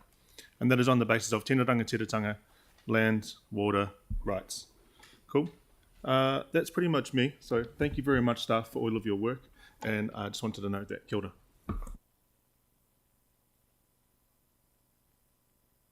Yeah. Look, this whole reform process has been, as we know, intense, murky, and above all rushed, which you have noted in the submission. Thank you. After all, it was only introduced in December 22. And it's occurred over the period when we've all been impacted really heavily by COVID. The three water reforms, together with the RMA, the local government review, and many others, have actually placed a massive strain on our council and our staff and us as elected members. Through time pressure and demands for massive volumes of information we hold in our delivery services, and in the loss of staff through the transition as well. And all during COVID, where we have battled with reduced staff resources anyway, sometimes up to 30% down. And we've endured pressure to deliver multiple submissions in a very, very tight time frame. We all know about that. The submissions rightly call out the lack of detail, particularly around the financial impact and loss of stormwater assets, which, combined with recreation and environmental facilities, will have an impact on our amenity. And costs of council invoicing for charges, which, by the way, will be for every single drop, not just excess over a certain allowance, and how council will recoup the costs for this service. And lack of detail around Crown infrastructure contribution charges, as the bill currently exempts it. There's also confusion around, as I said, the roles for Taumata Arawai and the Commerce Commission in making regulations. So in my view, considering these and many other areas of lack of detail and lack of clarity, lack of answers, which makes compiling a meaningful submission very, very difficult, I support the Prime Minister's decision to pause for a rethink until these issues are clarified. They must be clarified. And once again, with other councillors, I really want to thank staff for the work that you've done on this again. Probably a lot of it done over the Christmas period. It's a very good submission, I think, and very much hope is considered very carefully by the Select Committee. Thank you. Yeah, thank you. It's odd for me, I think, when we look at why this started, it was all about getting drinking water to people, every single person in this country. And yet, when you look at this legislation when it started, the Three Waters, the one thing that it did not allow is for people to have a voice. Because in the process of, as they described it in the original drafts, that if you had an issue, it could be listened to, it could be verbalised, but there was no obligation for anything to be done about it. I remember way back when the RMA first started, a person on the West Coast was allowed by the Commissioner to sing a song about how passionate and how their environment and how important it was to them and their community. Nowadays, with the RMA, you need 3 lawyers, you need a doctorate, even before you're allowed in the door. I think that this is, from the government, the worst piece of Three Waters legislation that you could actually put in front of the people of New Zealand. So I really want to thank our staff for doing what they're doing. And I think it's a good fight and one that we should have. And I'm dubious if there's going to be that much change, but I think the chaos in it will make a lot of people very rich, but not the right people. Thank you. Okay, Melanie. I just wanted to say I think this submission's actually quite brilliant, and it says a lot of strong words in there, and in particular about the stormwater assets, those points 5 and 6, about raising the question of who will be responsible for responding to a significant storm event like we're seeing at the moment. These sorts of points are massive, and I think that's probably, for me, one of the most important things in looking at things holistically, which our council actually has a great history of doing.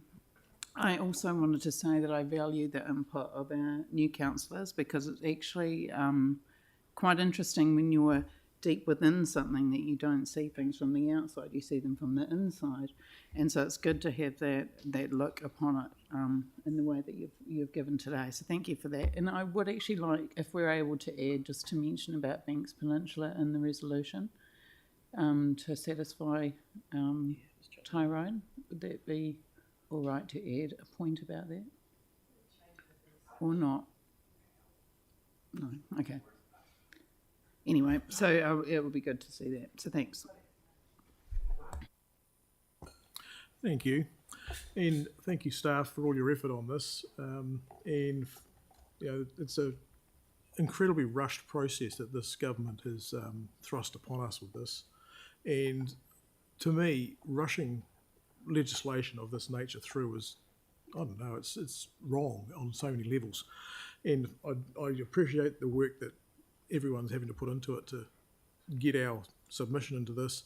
And fundamentally, I think pretty much all of us, we're hearing from our constituents continually that we're not in favour of this Three Waters, and it'd be nice if the government would actually recognise that the pressure they're putting on local government to meet their agenda and their reform. The loss of local control and input into the processes coming out of this is quite astonishing. And I hear what Councillor Coker was saying there about the response to emergencies is going to be a rather interesting one to watch. I just really want to thank staff for what you're doing and what you've done, and hope that we get listened to by the government when this goes to select committee and proceeds through the legislative process.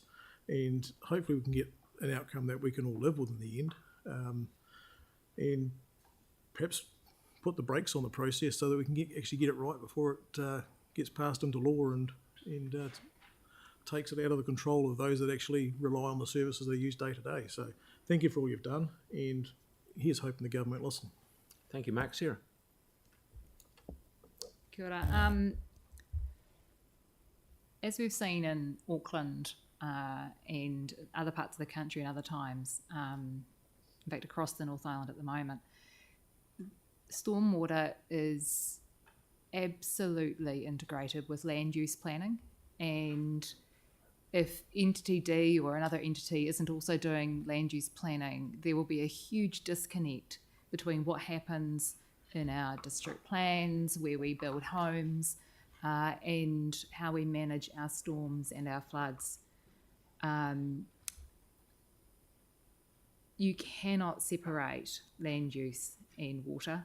And I strongly believe that the government need to take stormwater out of this. I'm actually not particularly fussed about the drinking water and wastewater. It's pipes and pumps, it's basic built infrastructure that can go in wherever. It's not like someone's stealing it, they're going to pick it up and take it off your street and you're not going to have it anymore. Not that fast. But when it comes to stormwater, the current proposal simply doesn't work if we're trying to build a more resilient future. In the past, yes, many councils, most councils, have not done well. We have had many homes built on floodplains. We know more now. Christchurch has done really well since our floods in 2014. It was a moment of clarity for the city that was exacerbated by the earthquakes and land subsidence. But we have spent most of the last decade actually acting on that. We have bought out properties, we have built hundreds of hectares of stormwater detention basins. In a flooding event that doesn't qualify to be a civil defence emergency, what happens in those stormwater detention basins if they're held by Entity D? Who makes the decision as to when the gates are lifted and the water comes down our rivers? That's really not clear, and it's of utmost importance for us as a city when we're building our resilience that those things are fully integrated. I'm really glad the issue was raised over the sentence in paragraph 26. And I do think that if stormwater is removed, that we do need to find a way as a city, as a nation, to be able to incorporate co-governance into our stormwater systems. We're doing that in Christchurch with the Avon-Takaro River Corridor. We passed that unanimously in the last council that we will have co-governance over that area. And it's an area that is crucial for flood protection for our city. and we need to find other ways to do that as well. But I think that should be a separate piece of legislation. And that's probably it. Thanks.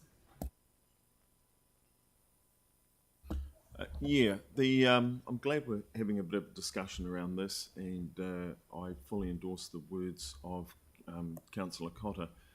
She put it really well and has been banging on since the start of this whole thing. It's not about restructuring.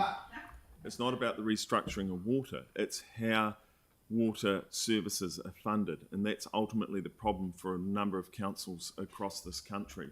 And let's not forget, the original problem here was not Christchurch Water being run by Christchurch people. It was the government regulator who failed to find the problems that were in Hawke's Bay.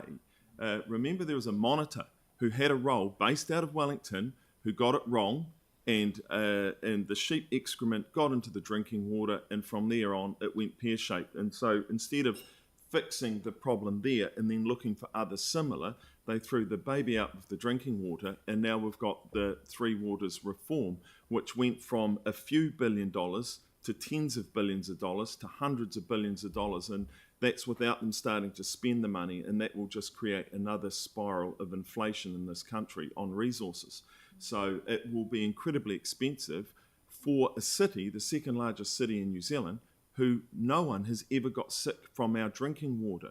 That is to quote the medical officer of health, in case anyone's thinking I made that one up. No one has ever got sick from our drinking water. We have very good staff in the city. We have very good systems. We chlorinate when we need to, which is after a natural disaster. Beyond that, the people of Christchurch, and if Wellington are listening, hopefully they've got some bugs in the room. If Wellington are listening, we don't want chlorine in our water, and we want to run our water services ourselves. And so by making that small change there, we get those words in this, because the new Prime Minister has already said, or already made some changes to the programs they want to roll out. So if they're ever going to listen, it is right now. So putting that in, and like Pauline says, we should say it every single time, because there will be, chances are, a new person reading the next report. So that's all I wanted to say, and hopefully this will go through today, and thank you to the staff for this, and keep up the fight. Thank you, Victoria. Mr. Mayor, thank you. We're here in this particular point in our meeting to debate our submission on the water services reform bills. This is not a free-for-all discussion for everybody to tell us what their views are on the substantive issue. I'd really like to see us using this time cooperatively for debate purposes, and I'm not hearing a great deal of debate. Nobody at this table is a fan of the reform, and we all know that. So from my perspective, I think the submission that is in our papers covers everything that it needs to at a very high level. Thank you for the slight tweaks that we have had, and I'd like to thank you for your work on it, but I really can't see that there's a hell of a lot of improvement to be made with just a general free-for-all discussion. Okay, no, good. Yanni? Yeah, thank you. Yeah, I mean, I think I just to commend the staff for a lot of work into the submission. I think it's an excellent submission.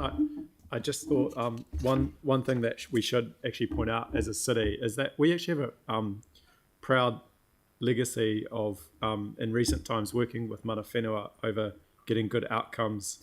And I just want to give the example of the Whakaora Healthy Harbour, an aspirational plan to restore the cultural and ecological health of Whakarapo, which is already bringing about change and winning awards. And that plan was a direct result of a commitment between mana whenua and local governance bodies, a unique example of successful partnership and collaboration in environmental management. And so, you know, I think the reality is, in my point of view, that the examples that we're giving are good, and maybe we need to give that example as well, because this council and this region has actually taken leadership in addressing some of these very significant challenges around water. And it seems inherently unfair that we are penalised with these reforms, as my colleague has pointed out, because of something that went wrong that was a completely different set of circumstances than us as a city and a region what we know is post-disaster, when you recover from events, it's much better to work with people together on the ground and build up your recovery that way rather than have things imposed upon you from the top. So I share the concerns that are in the submission.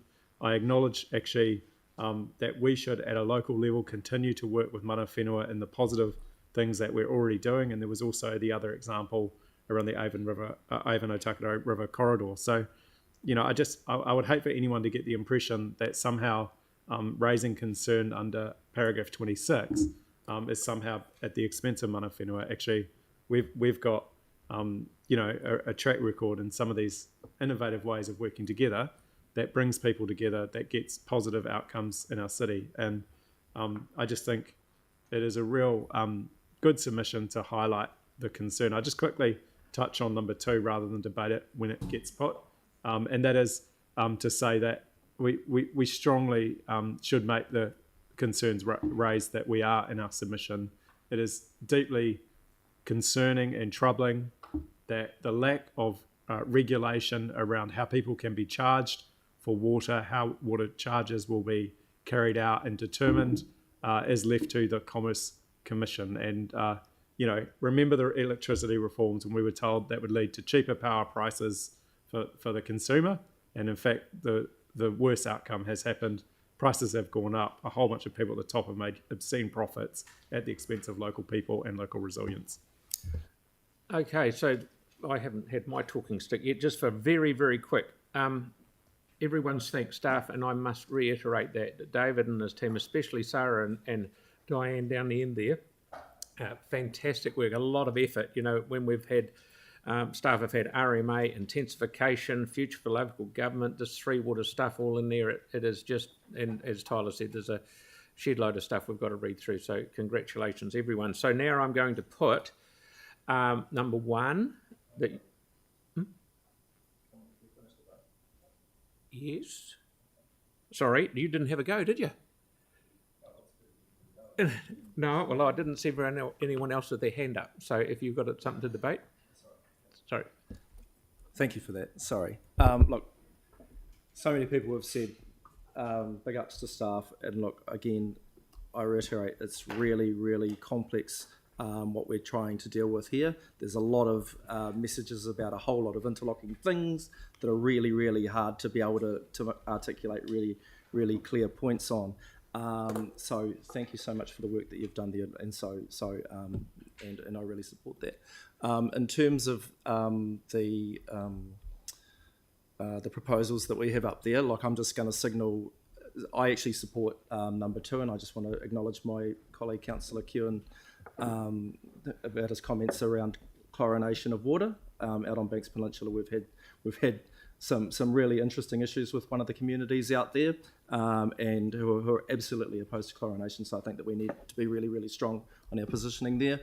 With one, I'm going to abstain. Like, there are a lot of things about this whole process that I feel uncomfortable about. Like, from the very start, there are things there are lots about the reforms that I like, and there are lots of things that I am uncomfortable with. But in general, I think the reforms are a good thing for the peninsula. So I'm generally supportive of reform. And, you know, like, whether it's drinking water in Akaroa, whether it's stormwater and wastewater in Littleton, you know, whether it's the way that we've worked with Ngāi Tahu, which I'm really, really uncomfortable with, and the tone that we're setting out in this in our submission, I'm uncomfortable with. I mean, right now as I speak, there's water flowing all over the roads of Rapaki, and has been for months and months, not being fixed because of a chronic underinvestment in infrastructure over decades, over a century, and you know that's because the model that we have hasn't worked, and so we do need reform on some level. So, and I appreciate that, you know, that a lot of people are not comfortable with the pace of reform or the way it's going in general. But I think that we are crazy if we don't think that we need reform, and so I'll be abstaining on 1 due to my discomfort and the general tone of it. Thank you. Okay. Now, is there anyone else that hasn't had a debate but would like to have one? Thank you very much. So I will now put item 1 that you see there in front of you. All those in favour? All those against? And abstention. Tyrone. Okay. So that's carried, that part. So I've now put all of item 2. All those in favour? All those against? Carried. Thank you very much. We will now have a cup of tea. So how does 10 to 12, 5 to 12, somewhere in there go? Oh, sorry, I'm wrong. No. Yeah, 11:35. Yeah. This eye's not working as well as it used to.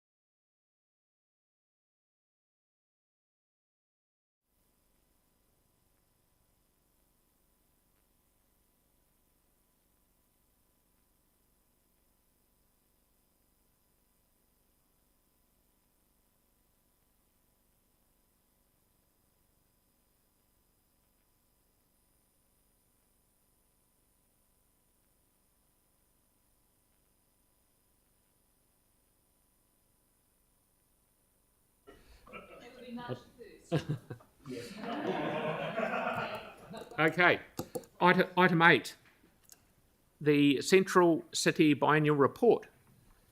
Welcome, Laura.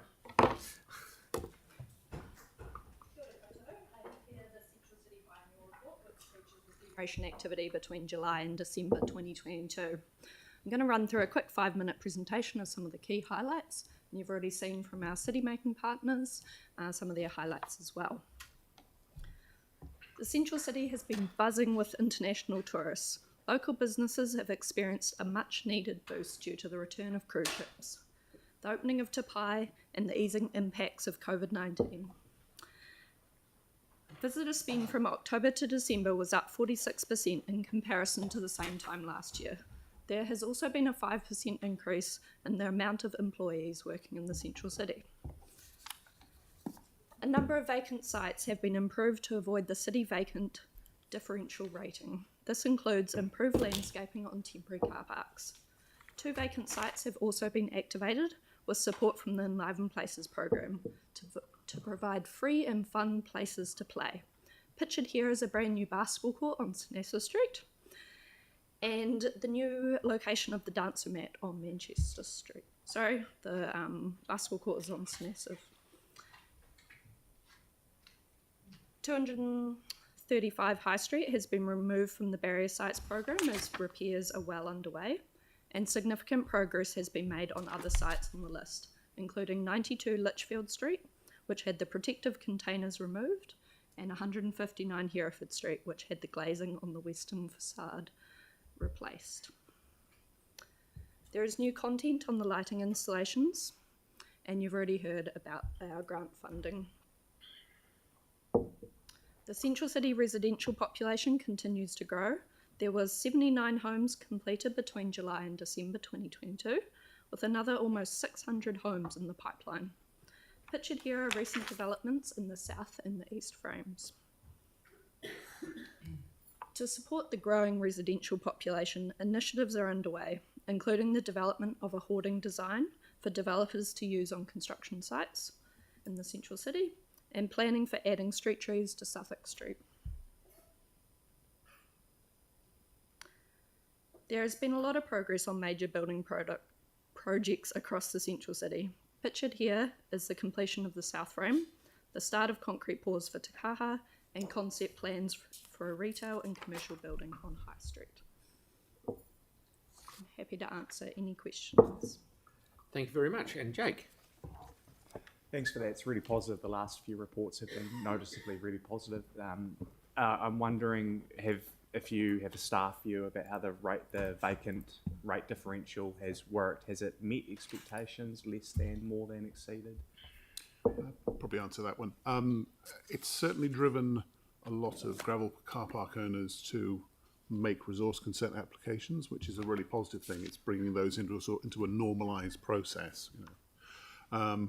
We're doing a piece of work at the moment. We're writing to all the owners who have got consents but not necessarily delivered on their landscaping and access improvements, so that by the time we get to June, we'll see a lot more actual physical change taking place. So there's some good news stories coming out of that. And then there are a number of development sites which are coming forward for permanent developments. You know, Laura's referred to the one on the corner of High Street in Manchester. You know, there are the sites which you've considered in as part of the previous item, which have all come forward. So there's still good positive momentum out there, and demand, particularly around the office space, suggests that there's still plenty of interest. So, yeah, thank you. Thank you. Yanni? Yeah, thanks.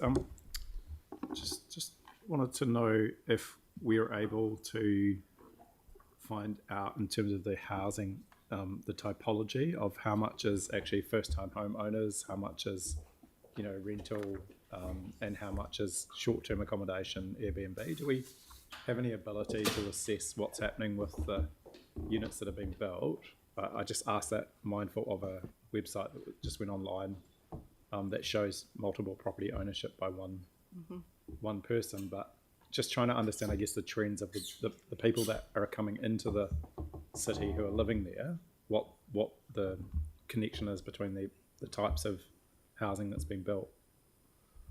Yeah, we don't currently collect that data as part of our Central City Progress Dashboard, but it's something that we can look into adding.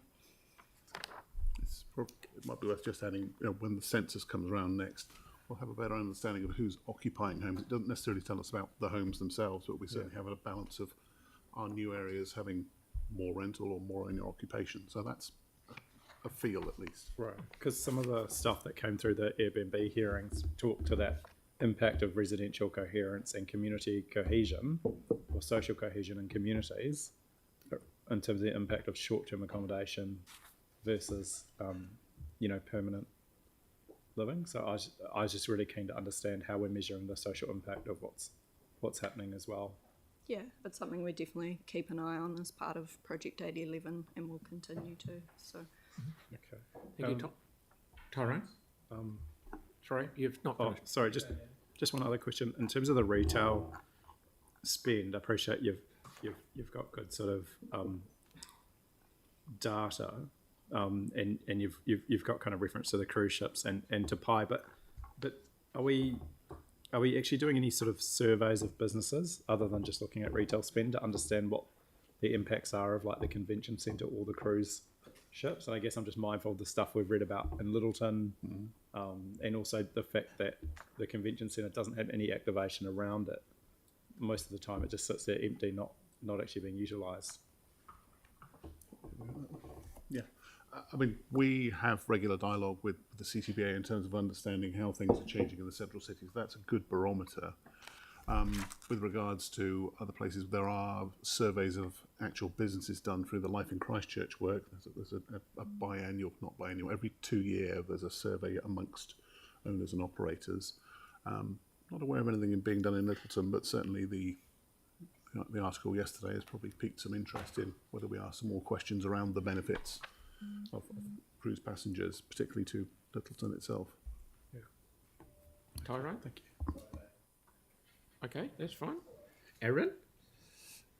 I'm just a little concerned about Councillor Johansson's comments around the convention centre, because I thought the numbers had actually been quite good through there. So maybe we should just get a brief, invite them in to tell us where they're at and what's going on there numbers-wise, because it might look empty from the outside, like Yanni's saying, but from what I believe, it is busy on the inside. So the convention centre. Yeah, I can. Yep. I can tell you right now. I went down there a wee while ago, and they had 1,500 clients there over 3 days, right. And it didn't because they're all enveloped inside the building. You don't see them, and 350 staff. So then maybe on Yanni's concern is how do we activate the outside more when stuff's on to make it look like stuff's going on? Yep. Okay. So it doesn't look like a dead spot. Mm-hmm. Yeah, thank you. Mm-hmm. Would Okay. be the question of maybe some of our staff, like we did Claire ask- Piper or something, might have some ideas. They're not our staff, remember. It might be worth just adding that Christchurch NZ are initiating a piece of work looking at that area. So some of the types of things you're after there will come through that work. Thank you, Pauline. Yeah, thank you. I think when I envisaged that to Pi, I thought there was going to be a cafe seating outside on the Victoria Street facing end, but it's kind of closed off, isn't it? My question, that's right, is where else do you do pedestrian counts? Anywhere else? Or just So Riverside? we collect it across the central city. The central city progress dashboard on our website has top 6 locations. Oh, okay. But there is a wider count so that we can keep an eye on how that's tracking. Great, thank you. Good. Okay, just one question from me, and it's very nice to see the containers down Litchfield Street. Well, two questions actually. Have we taken have we tidied it back up to the roadside and the gutter where they were sitting? It may have happened and I haven't seen it. I'm sorry. No. The next step there is to get the streetscape work done. There are some processes involved in getting that done. So for the moment, it remains cordoned off, but that is looking to proceed. I'm going to say the mid part of this year. Okay, and the other one was next to the ECAN building, which I think they actually own. Is there any light at the end of the tunnel on when that may happen? So there was some strengthening work done middle of last year. Our colleagues in Partnership Approvals are going to be asking some questions in the next few days of ECAN around actually when is the next step, because they had the intention of getting those off site back end of last year, early this. So it's in the pipeline. Okay, thank you very much. Tori? You've remembered what you were going to ask? Oh, no, different question, Mr. Mayor. Thank you. Like, I just want to note that Littleton's been misspelt in the report. It's EL, not LE. Just so. It's a worry of your life, that isn't it? Fair enough too.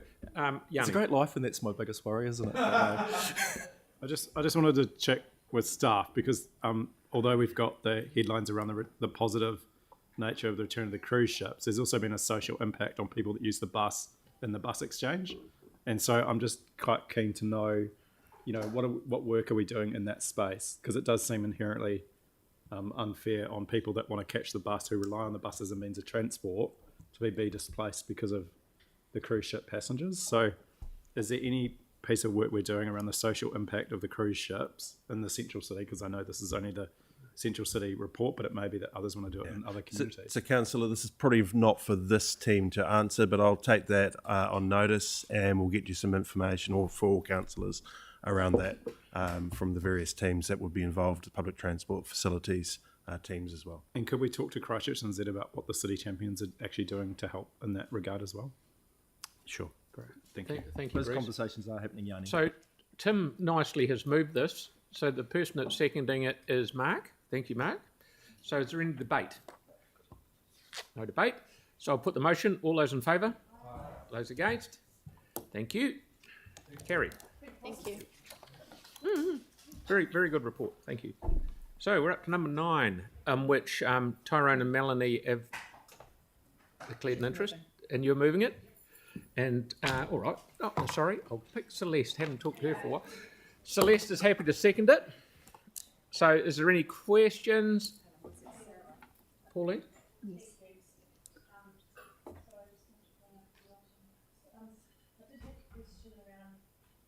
Sorry, I did have a question around a couple of the applications haven't got the remaining contributory funding yet. Do we give them ours, or do we wait for that to be confirmed?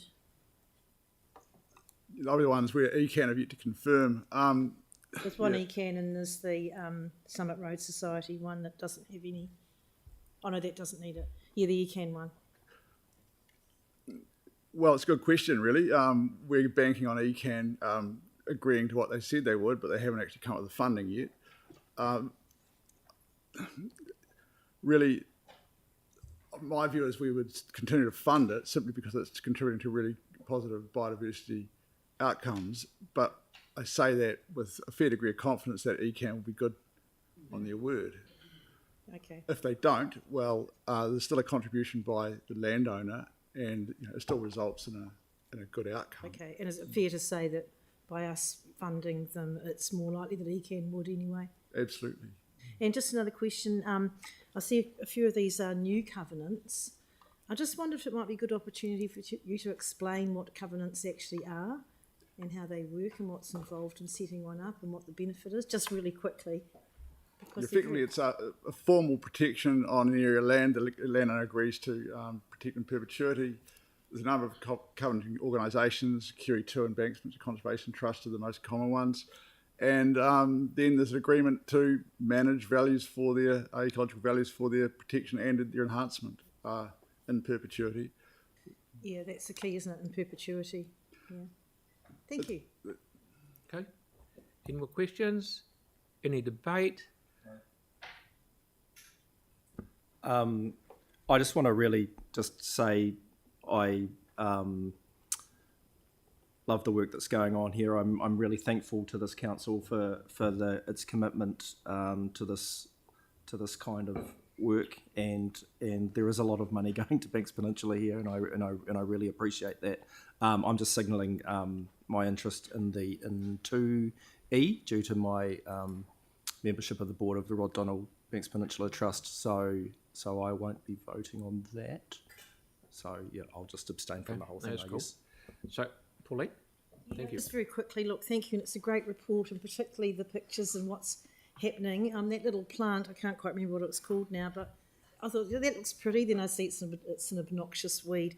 But particularly around the covenants, I was interested in because, and people actually getting together and purchasing land for that reason, to protect it in perpetuity, and us partnering with private landowners raising their own half of the money is getting incredible value for that money that we put in.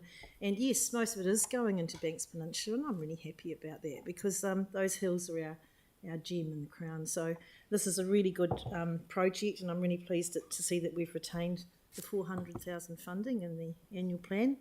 And really interesting to see the Flea Bay penguin colony protection too. That's really interesting. So this is a great report, and I always look forward. We've got one more small round to go, I think, before the end of the year, so look forward to some more good pictures. Thank you. Okay, so thank you very much. One thing, I'll just jump on the back of what Pauline was saying. I had the pleasure of going over to the Flea Bay thing, and the work that those people are doing over there is phenomenal. Got absolutely hammered by the storm last year, so I'm very pleased to see that amongst all the other ones in there. So with that, I will put the motion. All those in favour? Against?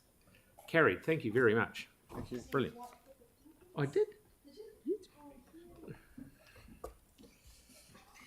Okay, so now we're at number 10. This is, who is it? Should be me. Now, yes. Thank you for that surprise.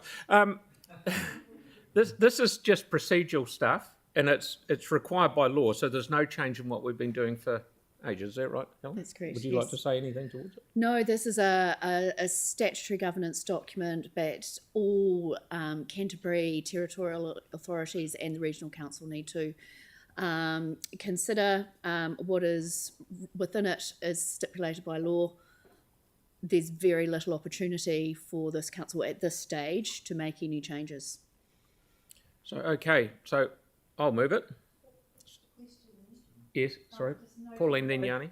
Noting on 4.4, the draft agreement does not preclude local authorities from entering into other agreements among themselves. So it doesn't mean it can't be altered going forward. Different agreements, yes. It'd have to be a whole new agreement. But it's possible. It's possible, yes. But in terms of adopting an agreement today, which must be done by all councils before the 1st of March, the ability to renegotiate anything before the 1st of March would be minimal, I would suggest. Mm-hmm. But this agreement stays in place until the next one is agreed to, whenever that may be. Whenever it is. Yep, thank you. Okay, Yanni? Thanks. I'm just trying to understand, like, how do we as a council have input into the work program of the Mayoral Forum? That's the Mayoral Forum is a joint committee. There is a work program that is prepared. It's probably starting to get into questions which beyond what I can answer today, but I'm sure that that can be provided. Right. The mayor is the representative, as with all mayors, and there are other work streams that accompany the work that the Mayoral Forum itself does, amongst chief executives, amongst senior policy people, and so forth. I guess I'm just concerned that there's a lot of duplication happening at a Canterbury level, and a Greater Christchurch level, and at a local council level, and we don't seem to have any ability as a council. I can't remember when we've last sort of been asked what the priorities should be. But the one thing that we have asked for is a regional approach to funding the new stadium, which doesn't seem to have been progressed through the Mayoral Forum at all. And I've read through their priorities, it's not even on the work program.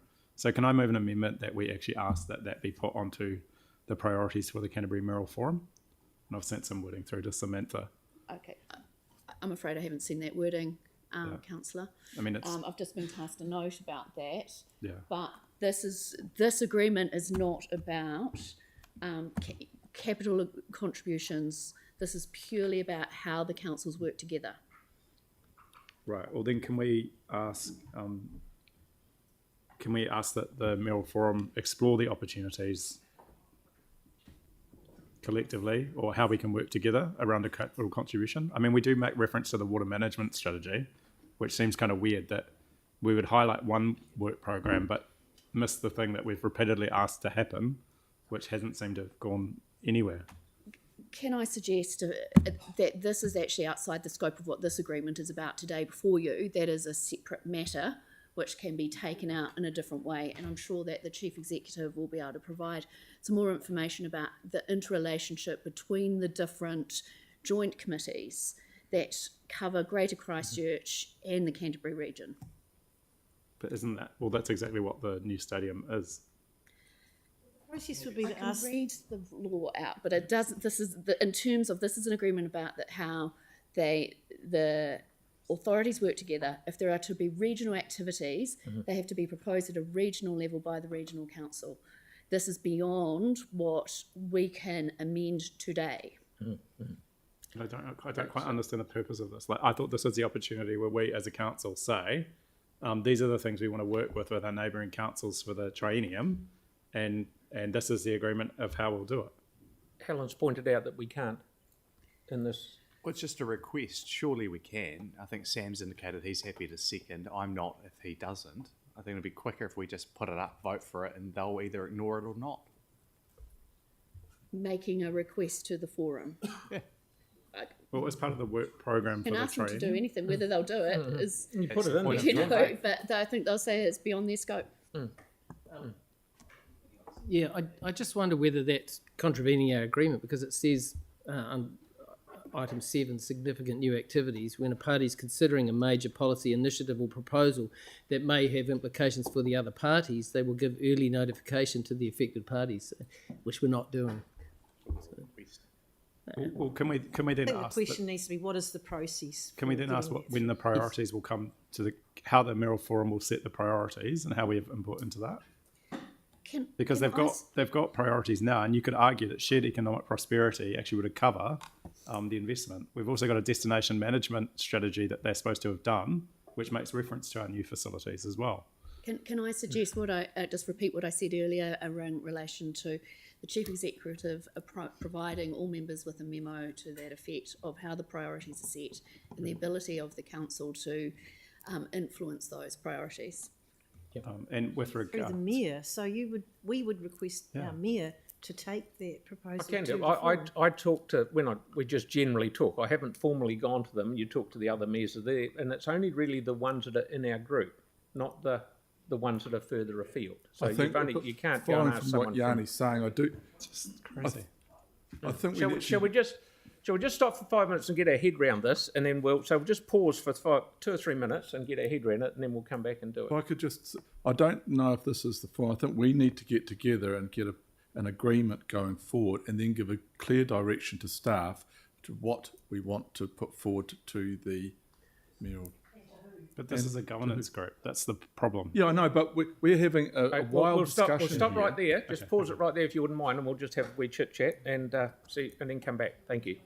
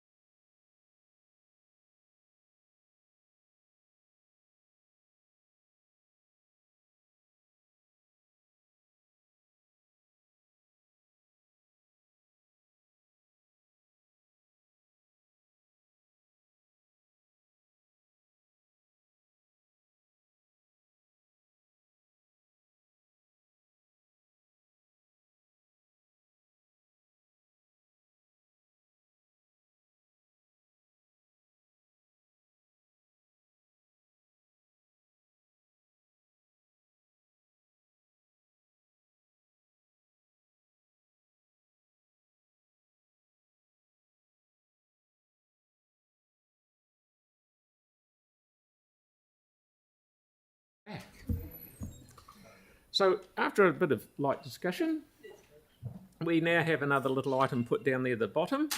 So is there any, I've moved it, Mark's seconded it. Is there any more questions? I don't think there is. Is there any debate?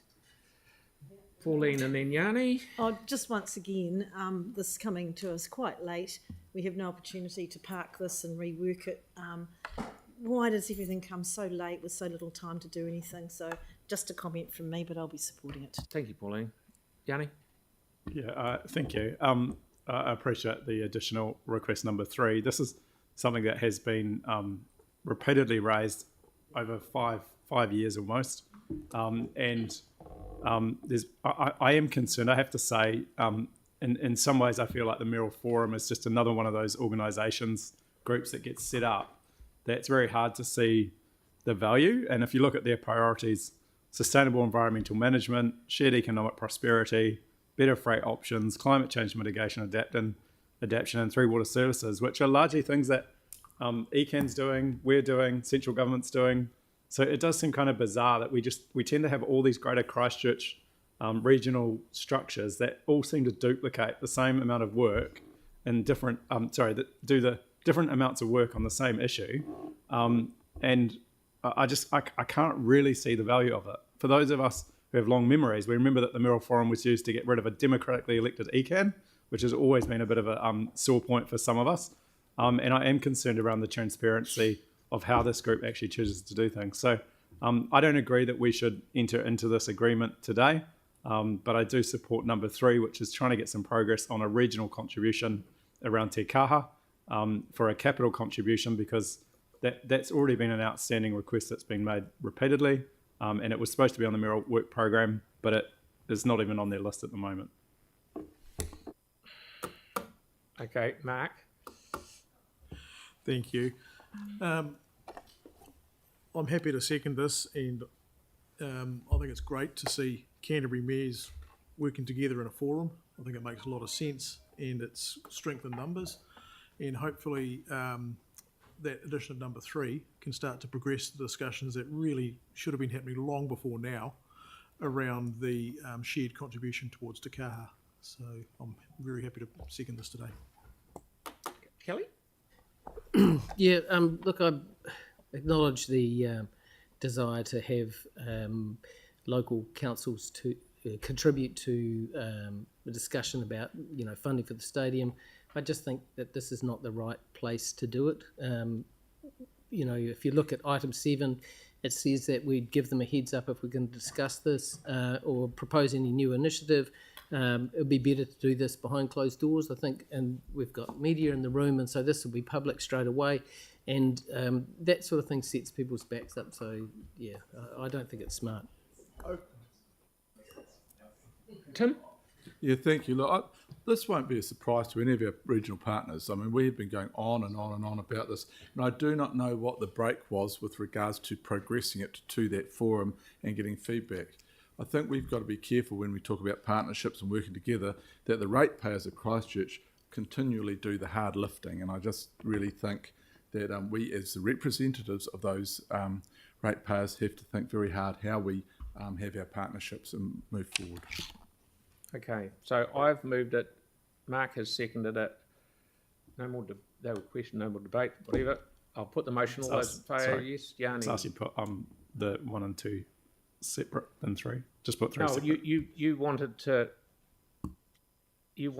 vote against one of them, didn't you? Yeah, I just want my vote recorded against 1 and 2, Okay. but happy for it to go. Okay, so I'll put it all together, but Yanni's vote is recorded against number 1 and 2.